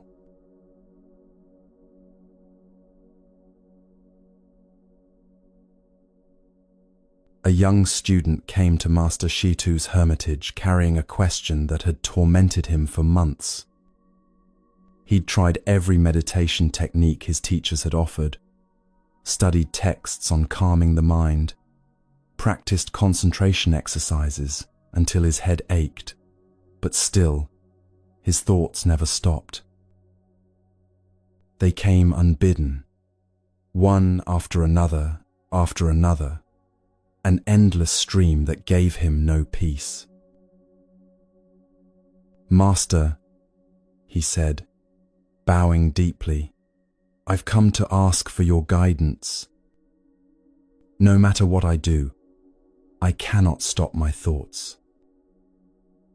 They arise constantly, pulling my attention in every direction. How do I make them stop? What technique will finally quiet my mind? It was autumn, and Master Shitu sat outside his hermitage under an old maple tree. The tree's branches spread wide overhead, still holding most of their leaves, though the season was turning. As the student finished his question, a gust of wind moved through the branches and several leaves detached, spiraling down through the air to land softly on the ground. Master Shitu didn't respond immediately. He simply watched the leaves fall, some drifting slowly, others spinning as they descended, each following its own path down. More wind came, and more leaves released their grip on the branches, falling in a gentle cascade. Finally, he looked at the student. "Did you see those leaves fall?" "Yes, Master." "Did you make them fall?" "No, Master." "Did the tree decide to release them?" The student paused, considering. "I don't think so, Master. They just fell when the season changed and the wind blew. And when they were on the branches," Shitu continued, "did the tree work hard to keep them there?" "No," the student said slowly. "They held on naturally until it was time to let go." Master Shitu nodded. "Your thoughts are like these leaves. They come when conditions are right for them to come. They stay for a while. They go when conditions are right for them to go. You don't make them arise, and you don't need to make them stop. Trying to control thoughts is like standing under this tree, demanding that leaves stay on branches or fall on command. They'll do what they do according to their own nature, regardless of your demands." The student stood there, watching more leaves drift down. His whole practice had been built on the assumption that he needed to do something about his thoughts, stop them, control them, organize them, make them behave differently than they naturally did. But these leaves weren't being controlled by anything. They simply responded to conditions, wind, temperature, the changing season, the tree's biology, and when those conditions aligned, falling happened naturally. "But Master," the student said, "thoughts are different from leaves. They're mine. They happen in my mind. Surely I have some control over them." Shitu smiled slightly. "Do you choose what thought comes next? Right now, can you decide what your mind will think 5 minutes from now?" The student tried. He decided he would think about his mother's garden in exactly 5 minutes. But immediately, other thoughts arose, wondering if he was doing this correctly, noticing the cold wind, thinking about what the master might say next, remembering he'd forgotten to close the door at his lodging. 5 minutes passed, and his mind had thought about 20 different things, none of them his mother's garden, until he tried to remember what he'd been planning to think about. "Thoughts arise according to conditions," Master Shitu said. "Something you see triggers a memory. A sound reminds you of something else. A feeling in your body prompts a worry. Thoughts come like weather. You don't create the rain or the wind. You simply experience them passing through. This understanding changes everything about how you relate to your thinking. Right now, thoughts are probably arising as you listen, wondering about something, planning what comes next, judging whether you understand, drifting to unrelated topics. You didn't decide to think these thoughts. They arose on their own, triggered by conditions you're mostly not even aware of, a word that sparked an association, a physical sensation that prompted a worry, a memory that surfaced without invitation. The Buddha taught, phenomena arise and pass away. To see their arising and passing is true freedom. This points to exactly what Master Shitu was showing, that thoughts are phenomena, events that happen, natural occurrences like leaves falling or clouds moving. They're not you, not yours, not requiring your management or control. But your exhausted mind has been trying to control them anyway. Trying to stop thoughts that don't want to stop, trying to hold on to thoughts that naturally pass, trying to organize thoughts that arise chaotically, trying to make your thinking different from how it naturally is. This is why you're tired, not from having thoughts, but from the constant effort to manage them, control them, make them behave in ways they're not designed to behave. Imagine standing under that maple tree trying to control when leaves fall. You'd exhaust yourself reaching up to hold leaves on branches, running around trying to catch them before they hit the ground, attempting to organize them into neat piles, even as wind scatters them again. This is what you're doing with thoughts, expending enormous energy, trying to control a natural process that works perfectly well without your interference. The permission Master Shitu offered isn't permission to think whatever you want or to act on every thought that arises. It's permission to stop fighting the fact that thoughts arise and pass on their own. Let them come like leaves falling. Let them go like leaves scattered by wind. You don't need to make either happen. This doesn't mean you become passive or stop engaging with your thinking when engagement is useful. Sometimes you need to focus attention, solve problems, plan actions, and thoughts serve these purposes well. But even then, the thoughts themselves still arise and pass according to conditions. You're working with thoughts, using them as tools, not controlling their fundamental nature any more than you control whether leaves grow on trees in spring. What happens when you stop trying to manage your mental weather? The same thing that happens to leaves when you stop trying to control their falling. They do exactly what they were always going to do, but now you're not exhausting yourself fighting it. Like water, the easiest path is often the one we resist most. Water teaches something profound about effort and ease. Watch how water moves.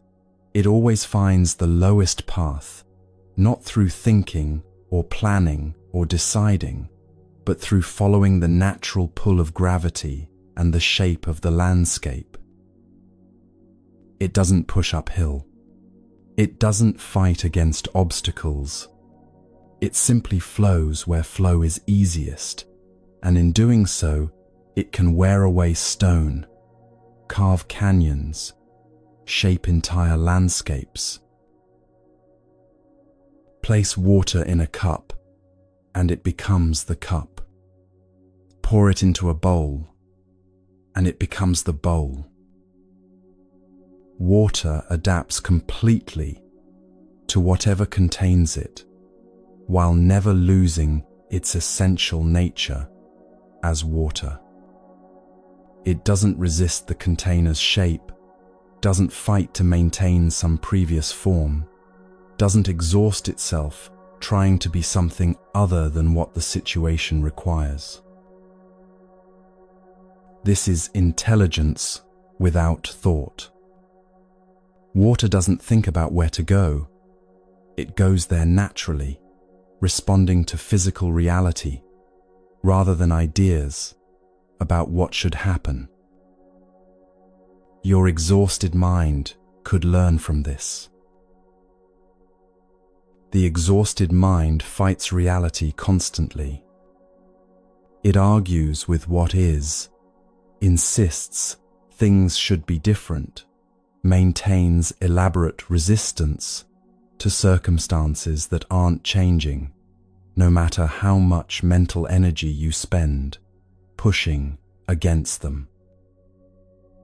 This shouldn't be happening. I shouldn't feel this way. My thoughts should be different. This isn't how things are supposed to be. Each of these sentences is the mind pushing uphill, fighting against gravity, exhausting itself in resistance to what's actually present.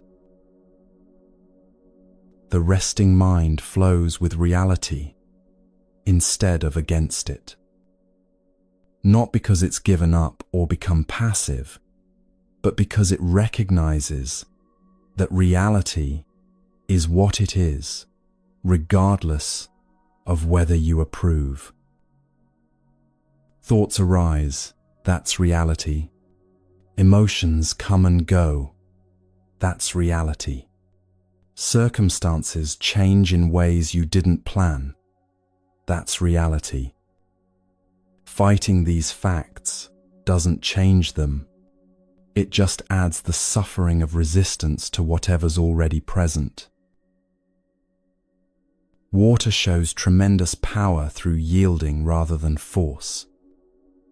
A rigid object breaks under pressure, but water flows around obstacles, adapts to resistance, and eventually wears away what seemed immovable.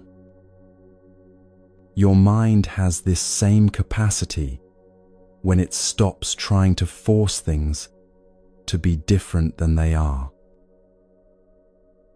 What happens when you stop pushing against what is? The same thing that happens when water stops trying to flow uphill. You discover the natural path, the one that requires minimum effort because it works with reality's grain instead of against it. Your thoughts arising and passing. This is reality.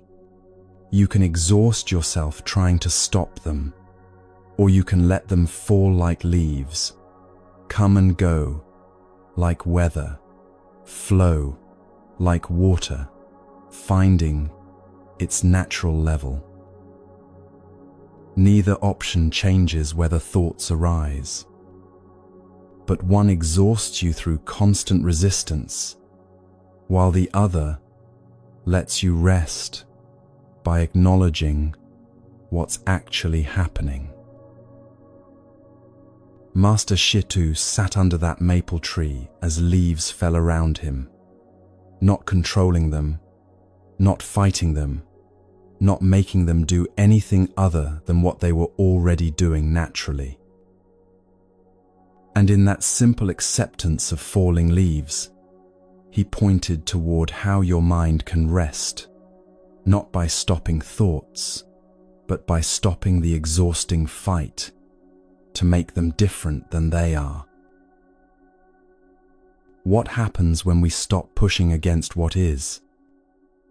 Sometimes we discover that what felt like an immovable obstacle was actually something we could walk beside rather than fight. The next story shows exactly this, the difference between force and cooperation, between trying to make reality bend to your will and learning to move with it instead.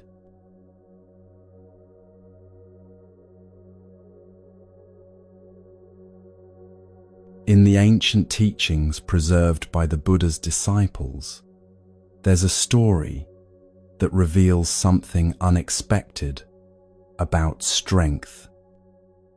It comes from a time when the world of gods was not the peaceful paradise we might imagine, but a place where conflicts arose, just as they do everywhere consciousness exists. The Devas and the Asuras had been at war.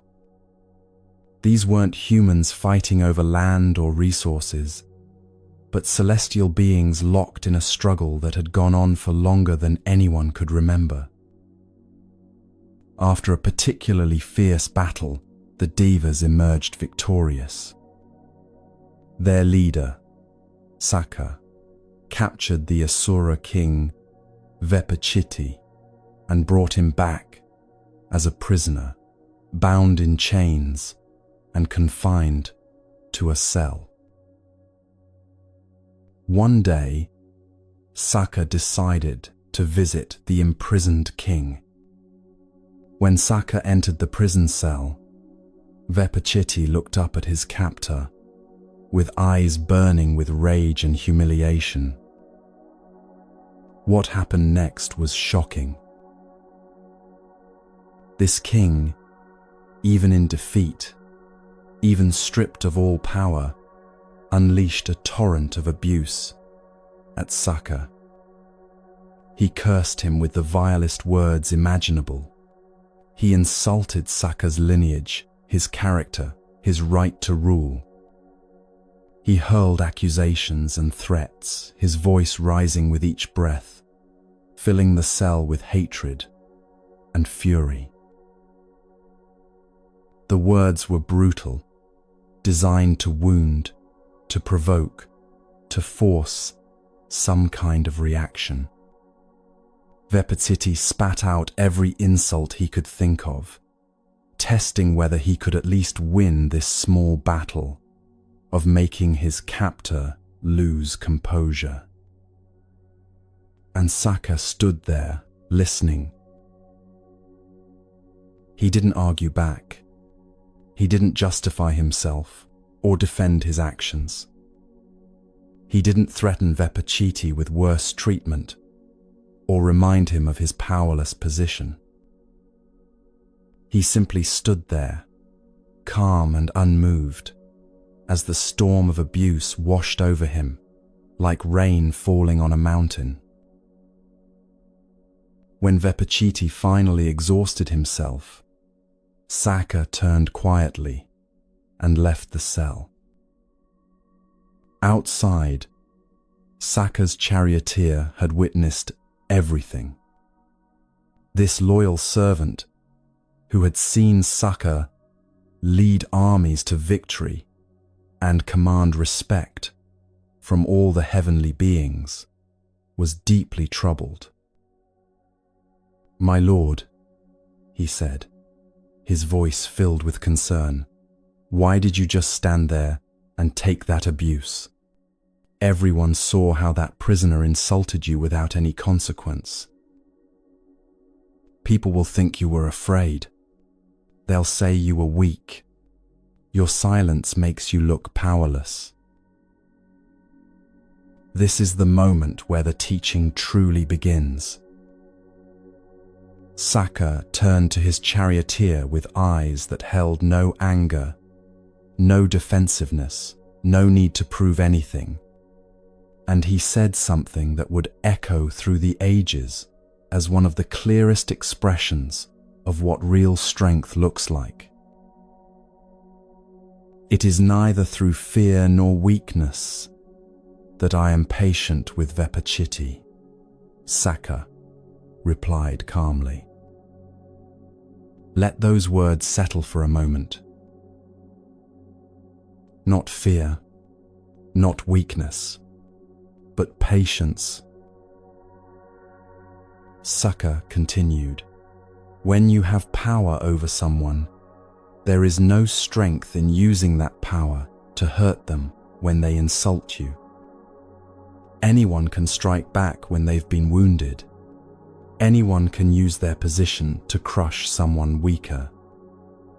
Real power is having every ability to retaliate and choosing not to. Real strength is remaining calm when you have every reason to be angry." When the Buddha shared this story with his disciples, he praised Sukha's response. He used a specific word, khanti, which means patience, forbearance, the ability to remain steady in the face of difficulty. And then the Buddha spoke words that would be remembered for thousands of years. The Buddha taught, he endures unangered insult, assault, and imprisonment. His army is strength, his strength forbearance. Think about that image, an army of patience. Not an army that attacks, but an army that holds steady. Strength that doesn't push back, but remains unmoved. This is the opposite of everything we've been taught about strength. We think strength means fighting back, standing up for ourselves, never letting anyone get away with disrespect. We believe that if someone attacks us and we don't respond with equal force, we're being weak, we're inviting more abuse. But Sukha understood something deeper. He understood that reacting to Vepachiti's insults wouldn't change anything except his own inner peace.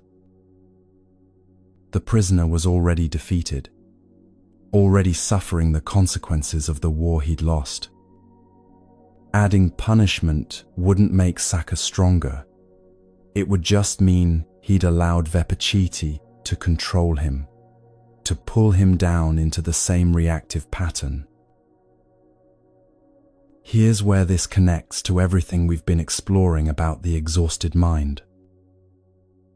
When you react to every provocation, when you fight back against every insult, when you defend yourself against every perceived slight, your mind never gets to rest.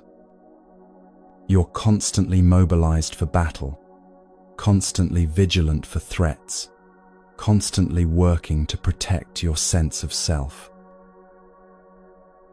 Someone says something dismissive, and immediately your mind starts working, crafting the perfect comeback, replaying the insult, imagining all the ways you could make them feel small. Someone questions your competence, and your whole system goes on high alert, gathering evidence of your worth, preparing your defense. All of that is mental work, exhausting work, work that never ends because there will always be another insult, another challenge, another moment when someone fails to give you the respect you think you deserve. Sukha's response shows another way. When you don't need to prove your strength, you don't need to react to every test of it. When you don't need to defend your dignity, you can't be robbed of it by someone's words. When you understand that other people's anger comes from their own suffering, you don't take it as personally as you once did. This doesn't mean you let people walk all over you. Sukha didn't release Vepachiti from prison or pretend the insults didn't happen. He simply didn't add his own anger to the situation. He didn't escalate. There's a profound teaching here about working with reality instead of fighting against it. Vepachiti was going to be angry. That was the reality of the situation. A defeated king, stripped of power, locked in a cell, facing the person who'd conquered him. Of course he was going to lash out. Saka could have fought against that reality. He could have tried to force Vepachiti into respectful silence through punishment or threats. But that would have been trying to change what couldn't be changed through force, another person's inner state. Instead, Saka worked with the reality he found. Vepachiti was angry, so Saka let him be angry without making that anger into a problem that needed solving. The insults were happening, so Saka let them happen without needing to stop them or respond to them.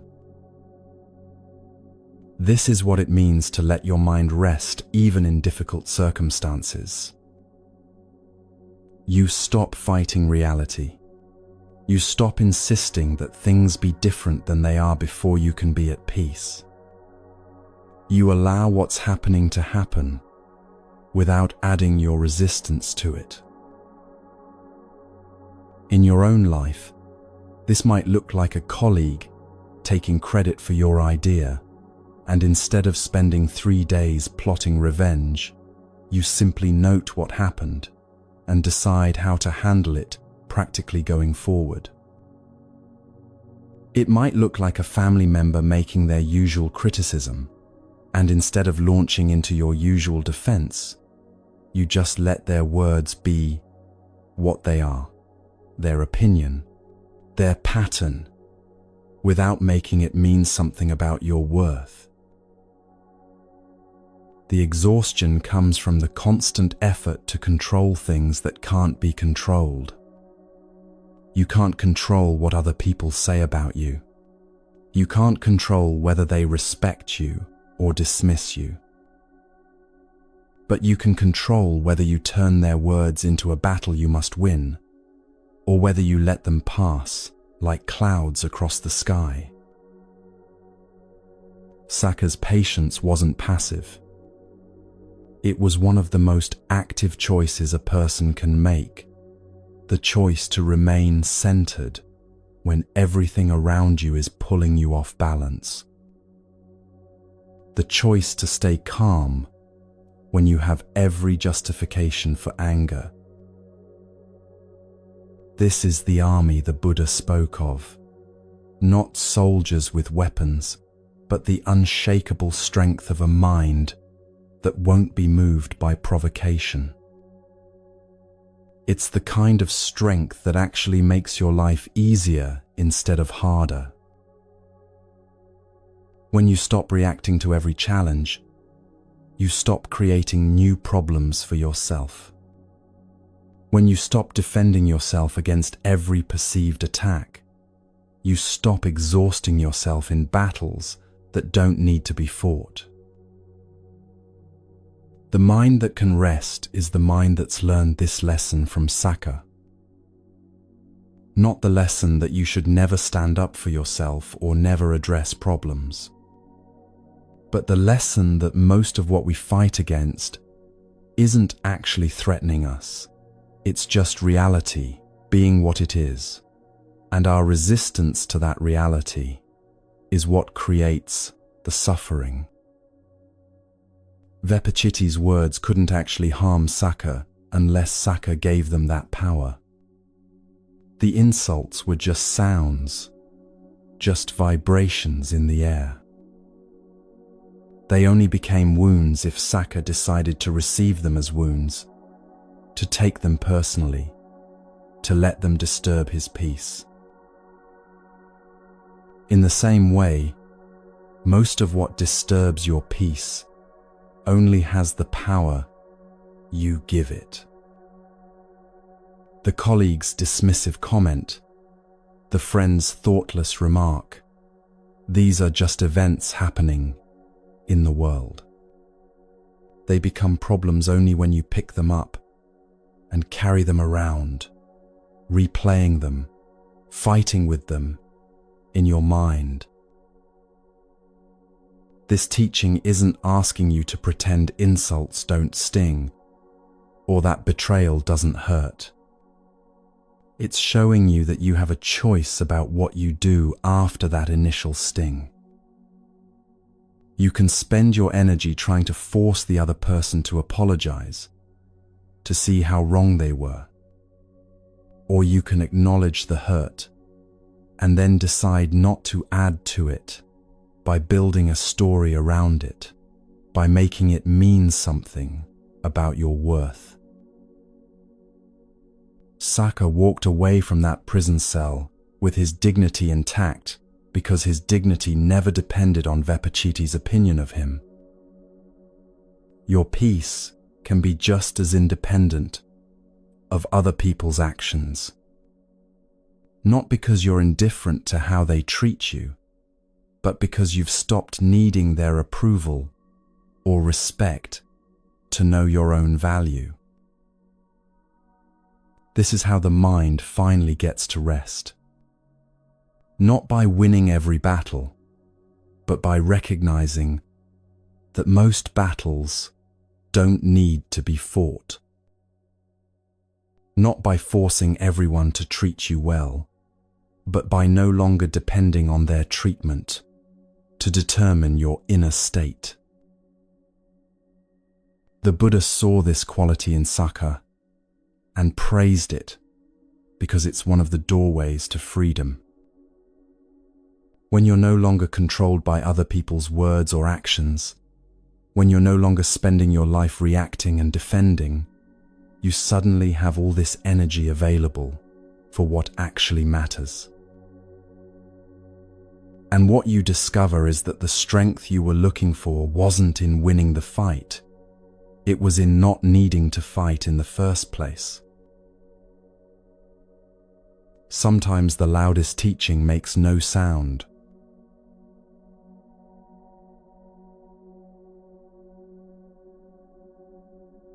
There's a moment recorded in one of Buddhism's most celebrated teachings where the wisest answer to the deepest question was no answer at all.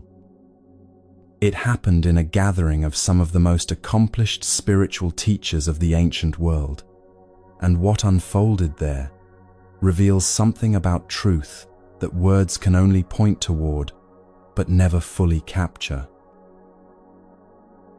The teacher was a man named Vimalakirti, a wealthy householder who lived not in a monastery, but in the ordinary world of family and business. Despite this conventional life, he was recognized as one of the most realized beings of his time, someone who had penetrated to the deepest levels of understanding. His wisdom was so profound that even the Buddha's most advanced disciples would visit him to learn. On this particular day, Vimalakirti's home was filled with an extraordinary assembly.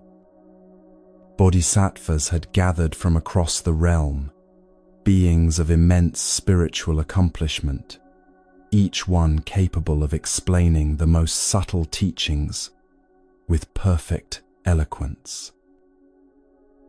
These were not beginners struggling with basic concepts, but masters who had spent lifetimes refining their understanding. The conversation had turned to one of the most profound questions in all of Buddhist philosophy: the nature of non-duality. This wasn't an abstract intellectual puzzle, but a question that strikes at the heart of how we experience reality. We live in a world of splits: self and other, right and wrong, pleasure and pain, life and death. We organize our entire existence around these divisions, building walls between categories that seem absolutely real and separate. But what if these divisions are constructs of the thinking mind rather than features of reality itself? What if the deepest truth lies not in understanding the relationship between opposites, but in seeing through the illusion of separation altogether? This was the question posed to the assembly. How do you enter the teaching of non-duality? One by one, the bodhisattvas rose to offer their understanding. The first bodhisattva spoke with careful precision. Birth and death appear to be two things, he said. But when you understand that nothing is actually born, you also understand that nothing truly dies. When you see that there is no arising, you see that there is no ceasing.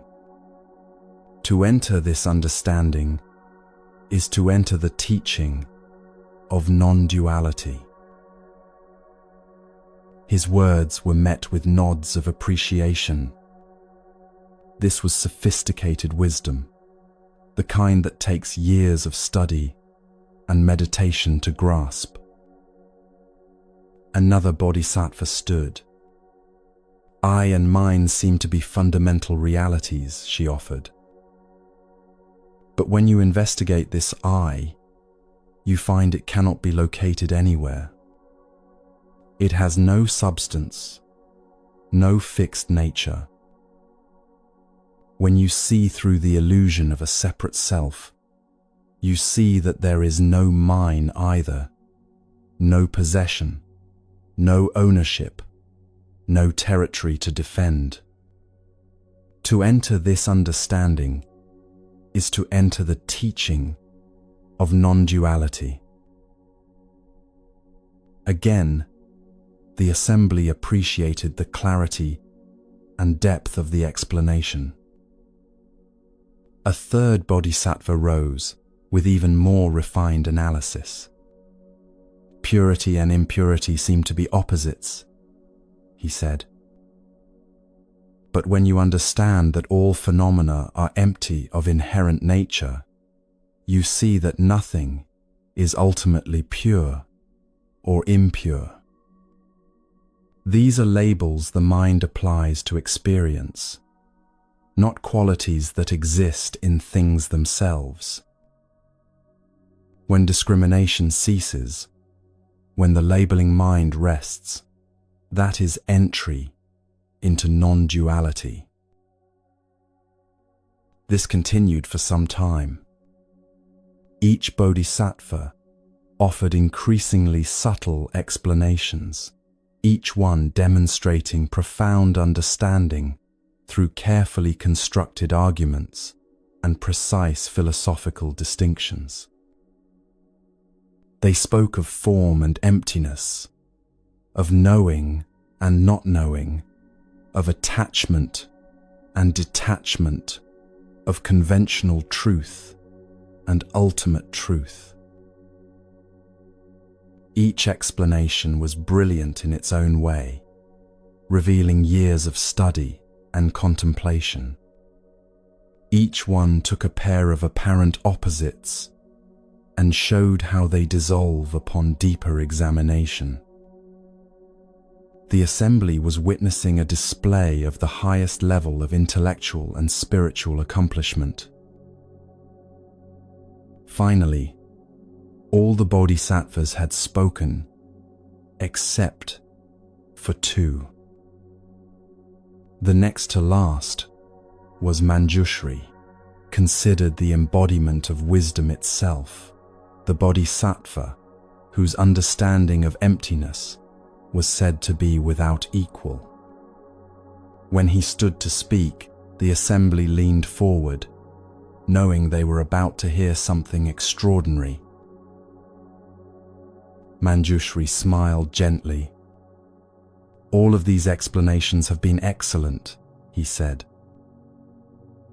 Each one has pointed toward the truth of non-duality with skill and clarity. But I would suggest that even to speak of this versus that, even to use words to explain the teaching, is already to be caught in duality. To truly enter non-duality is to be free from all words, all descriptions, all questions, and all answers. It is to be free from all indication and all explanation, from all names and all concepts. That is my understanding of entry into the teaching of non-duality. The silence that followed was profound.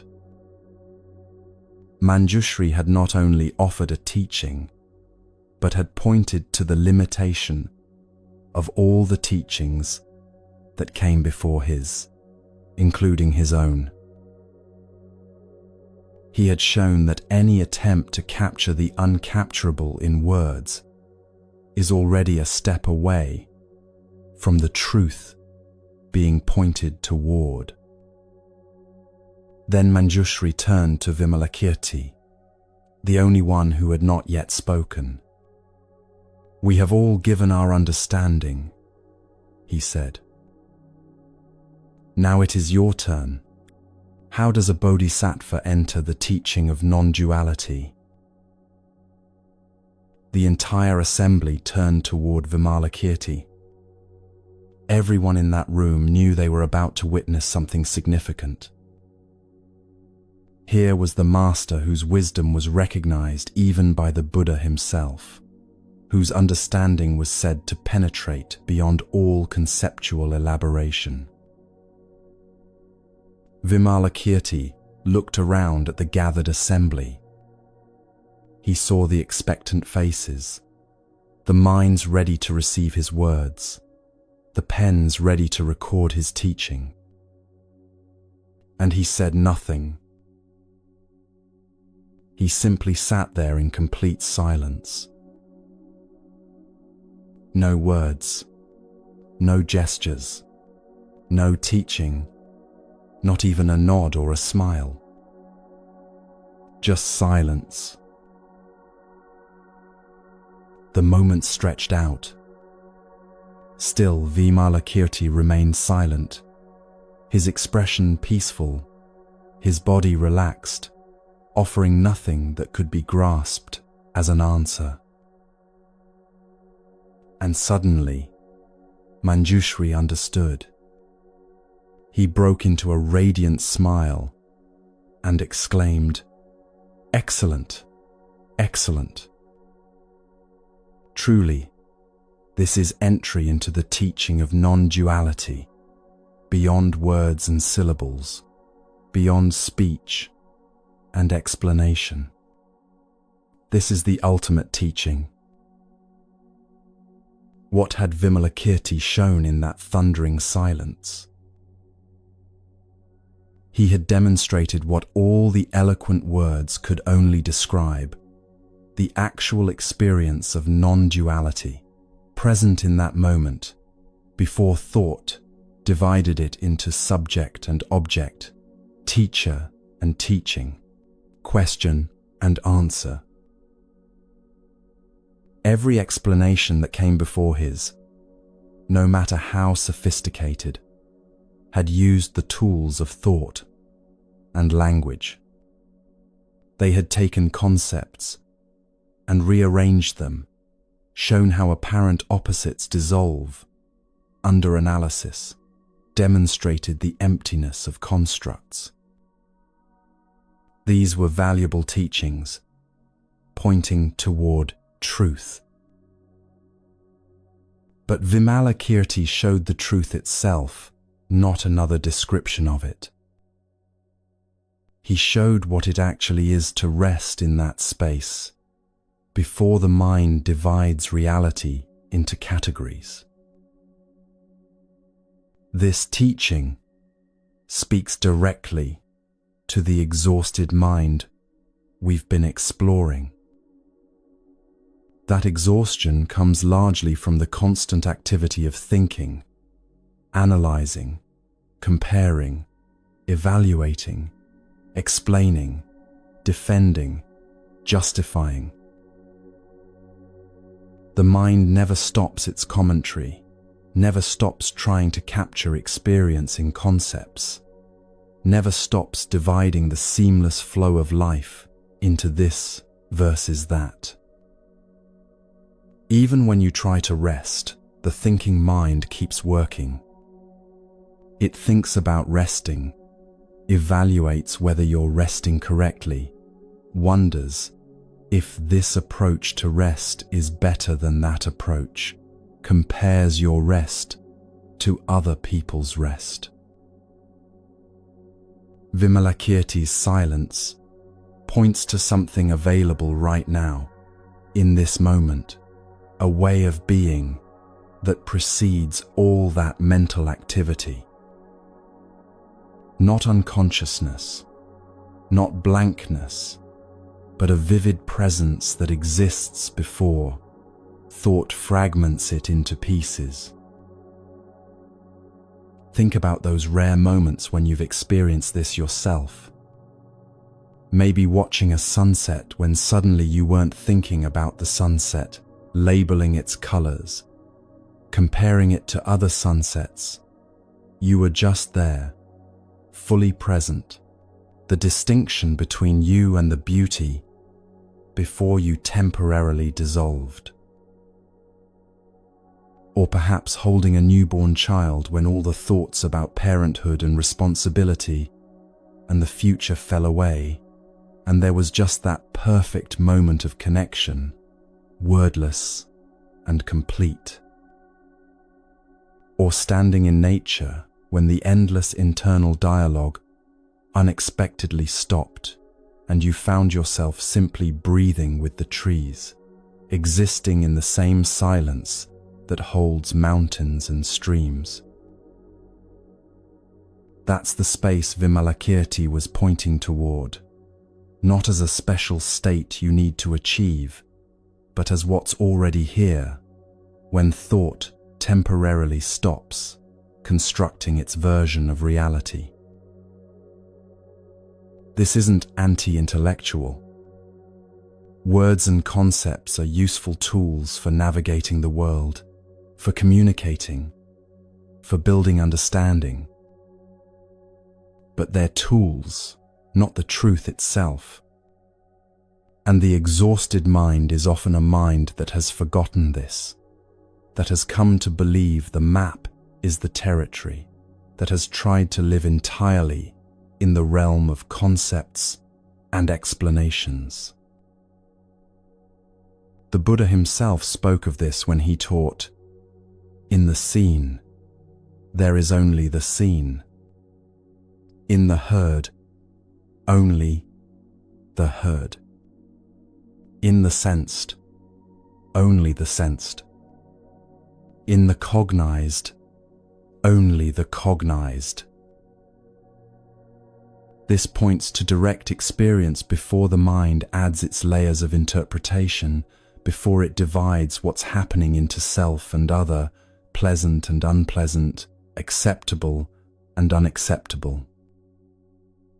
Vimalakirti's teaching shows that sometimes the deepest wisdom isn't found in more thinking, more analysis, more explanation, but in the spacious silence that holds everything before thought divides it. The mind that can rest is the mind that has learned to touch this silence occasionally, to return to direct experience before the thinking mind turns it into problems and projects. This isn't about grand achievement or special attainment. It's simply about stopping, really stopping, even for a moment, and noticing what's here before you think about it. Sometimes the wisest response is no response at all. Sometimes the loudest teaching makes no sound. This isn't about grand achievement. Sometimes, it's about stopping entirely.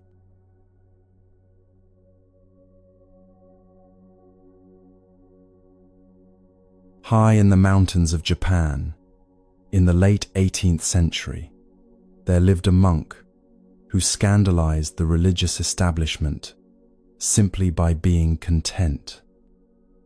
His name was Ryokan, and everything about his life seemed to contradict what a serious spiritual practitioner was supposed to be. He lived alone in a tiny hut, barely large enough to lie down in, perched on a mountainside, far from any monastery. He owned almost nothing: a robe, a begging bowl, a few writing materials. He had no students, no temple, no position of authority. He attended no important ceremonies and gave no formal teachings. Most of his days were spent doing things that seemed utterly ordinary, even pointless to those who believed spiritual practice should look impressive. He would play with children in the village below, bouncing a ball with them for hours. He would sit by a stream watching the water flow, writing simple poems about the moon or the sound of rain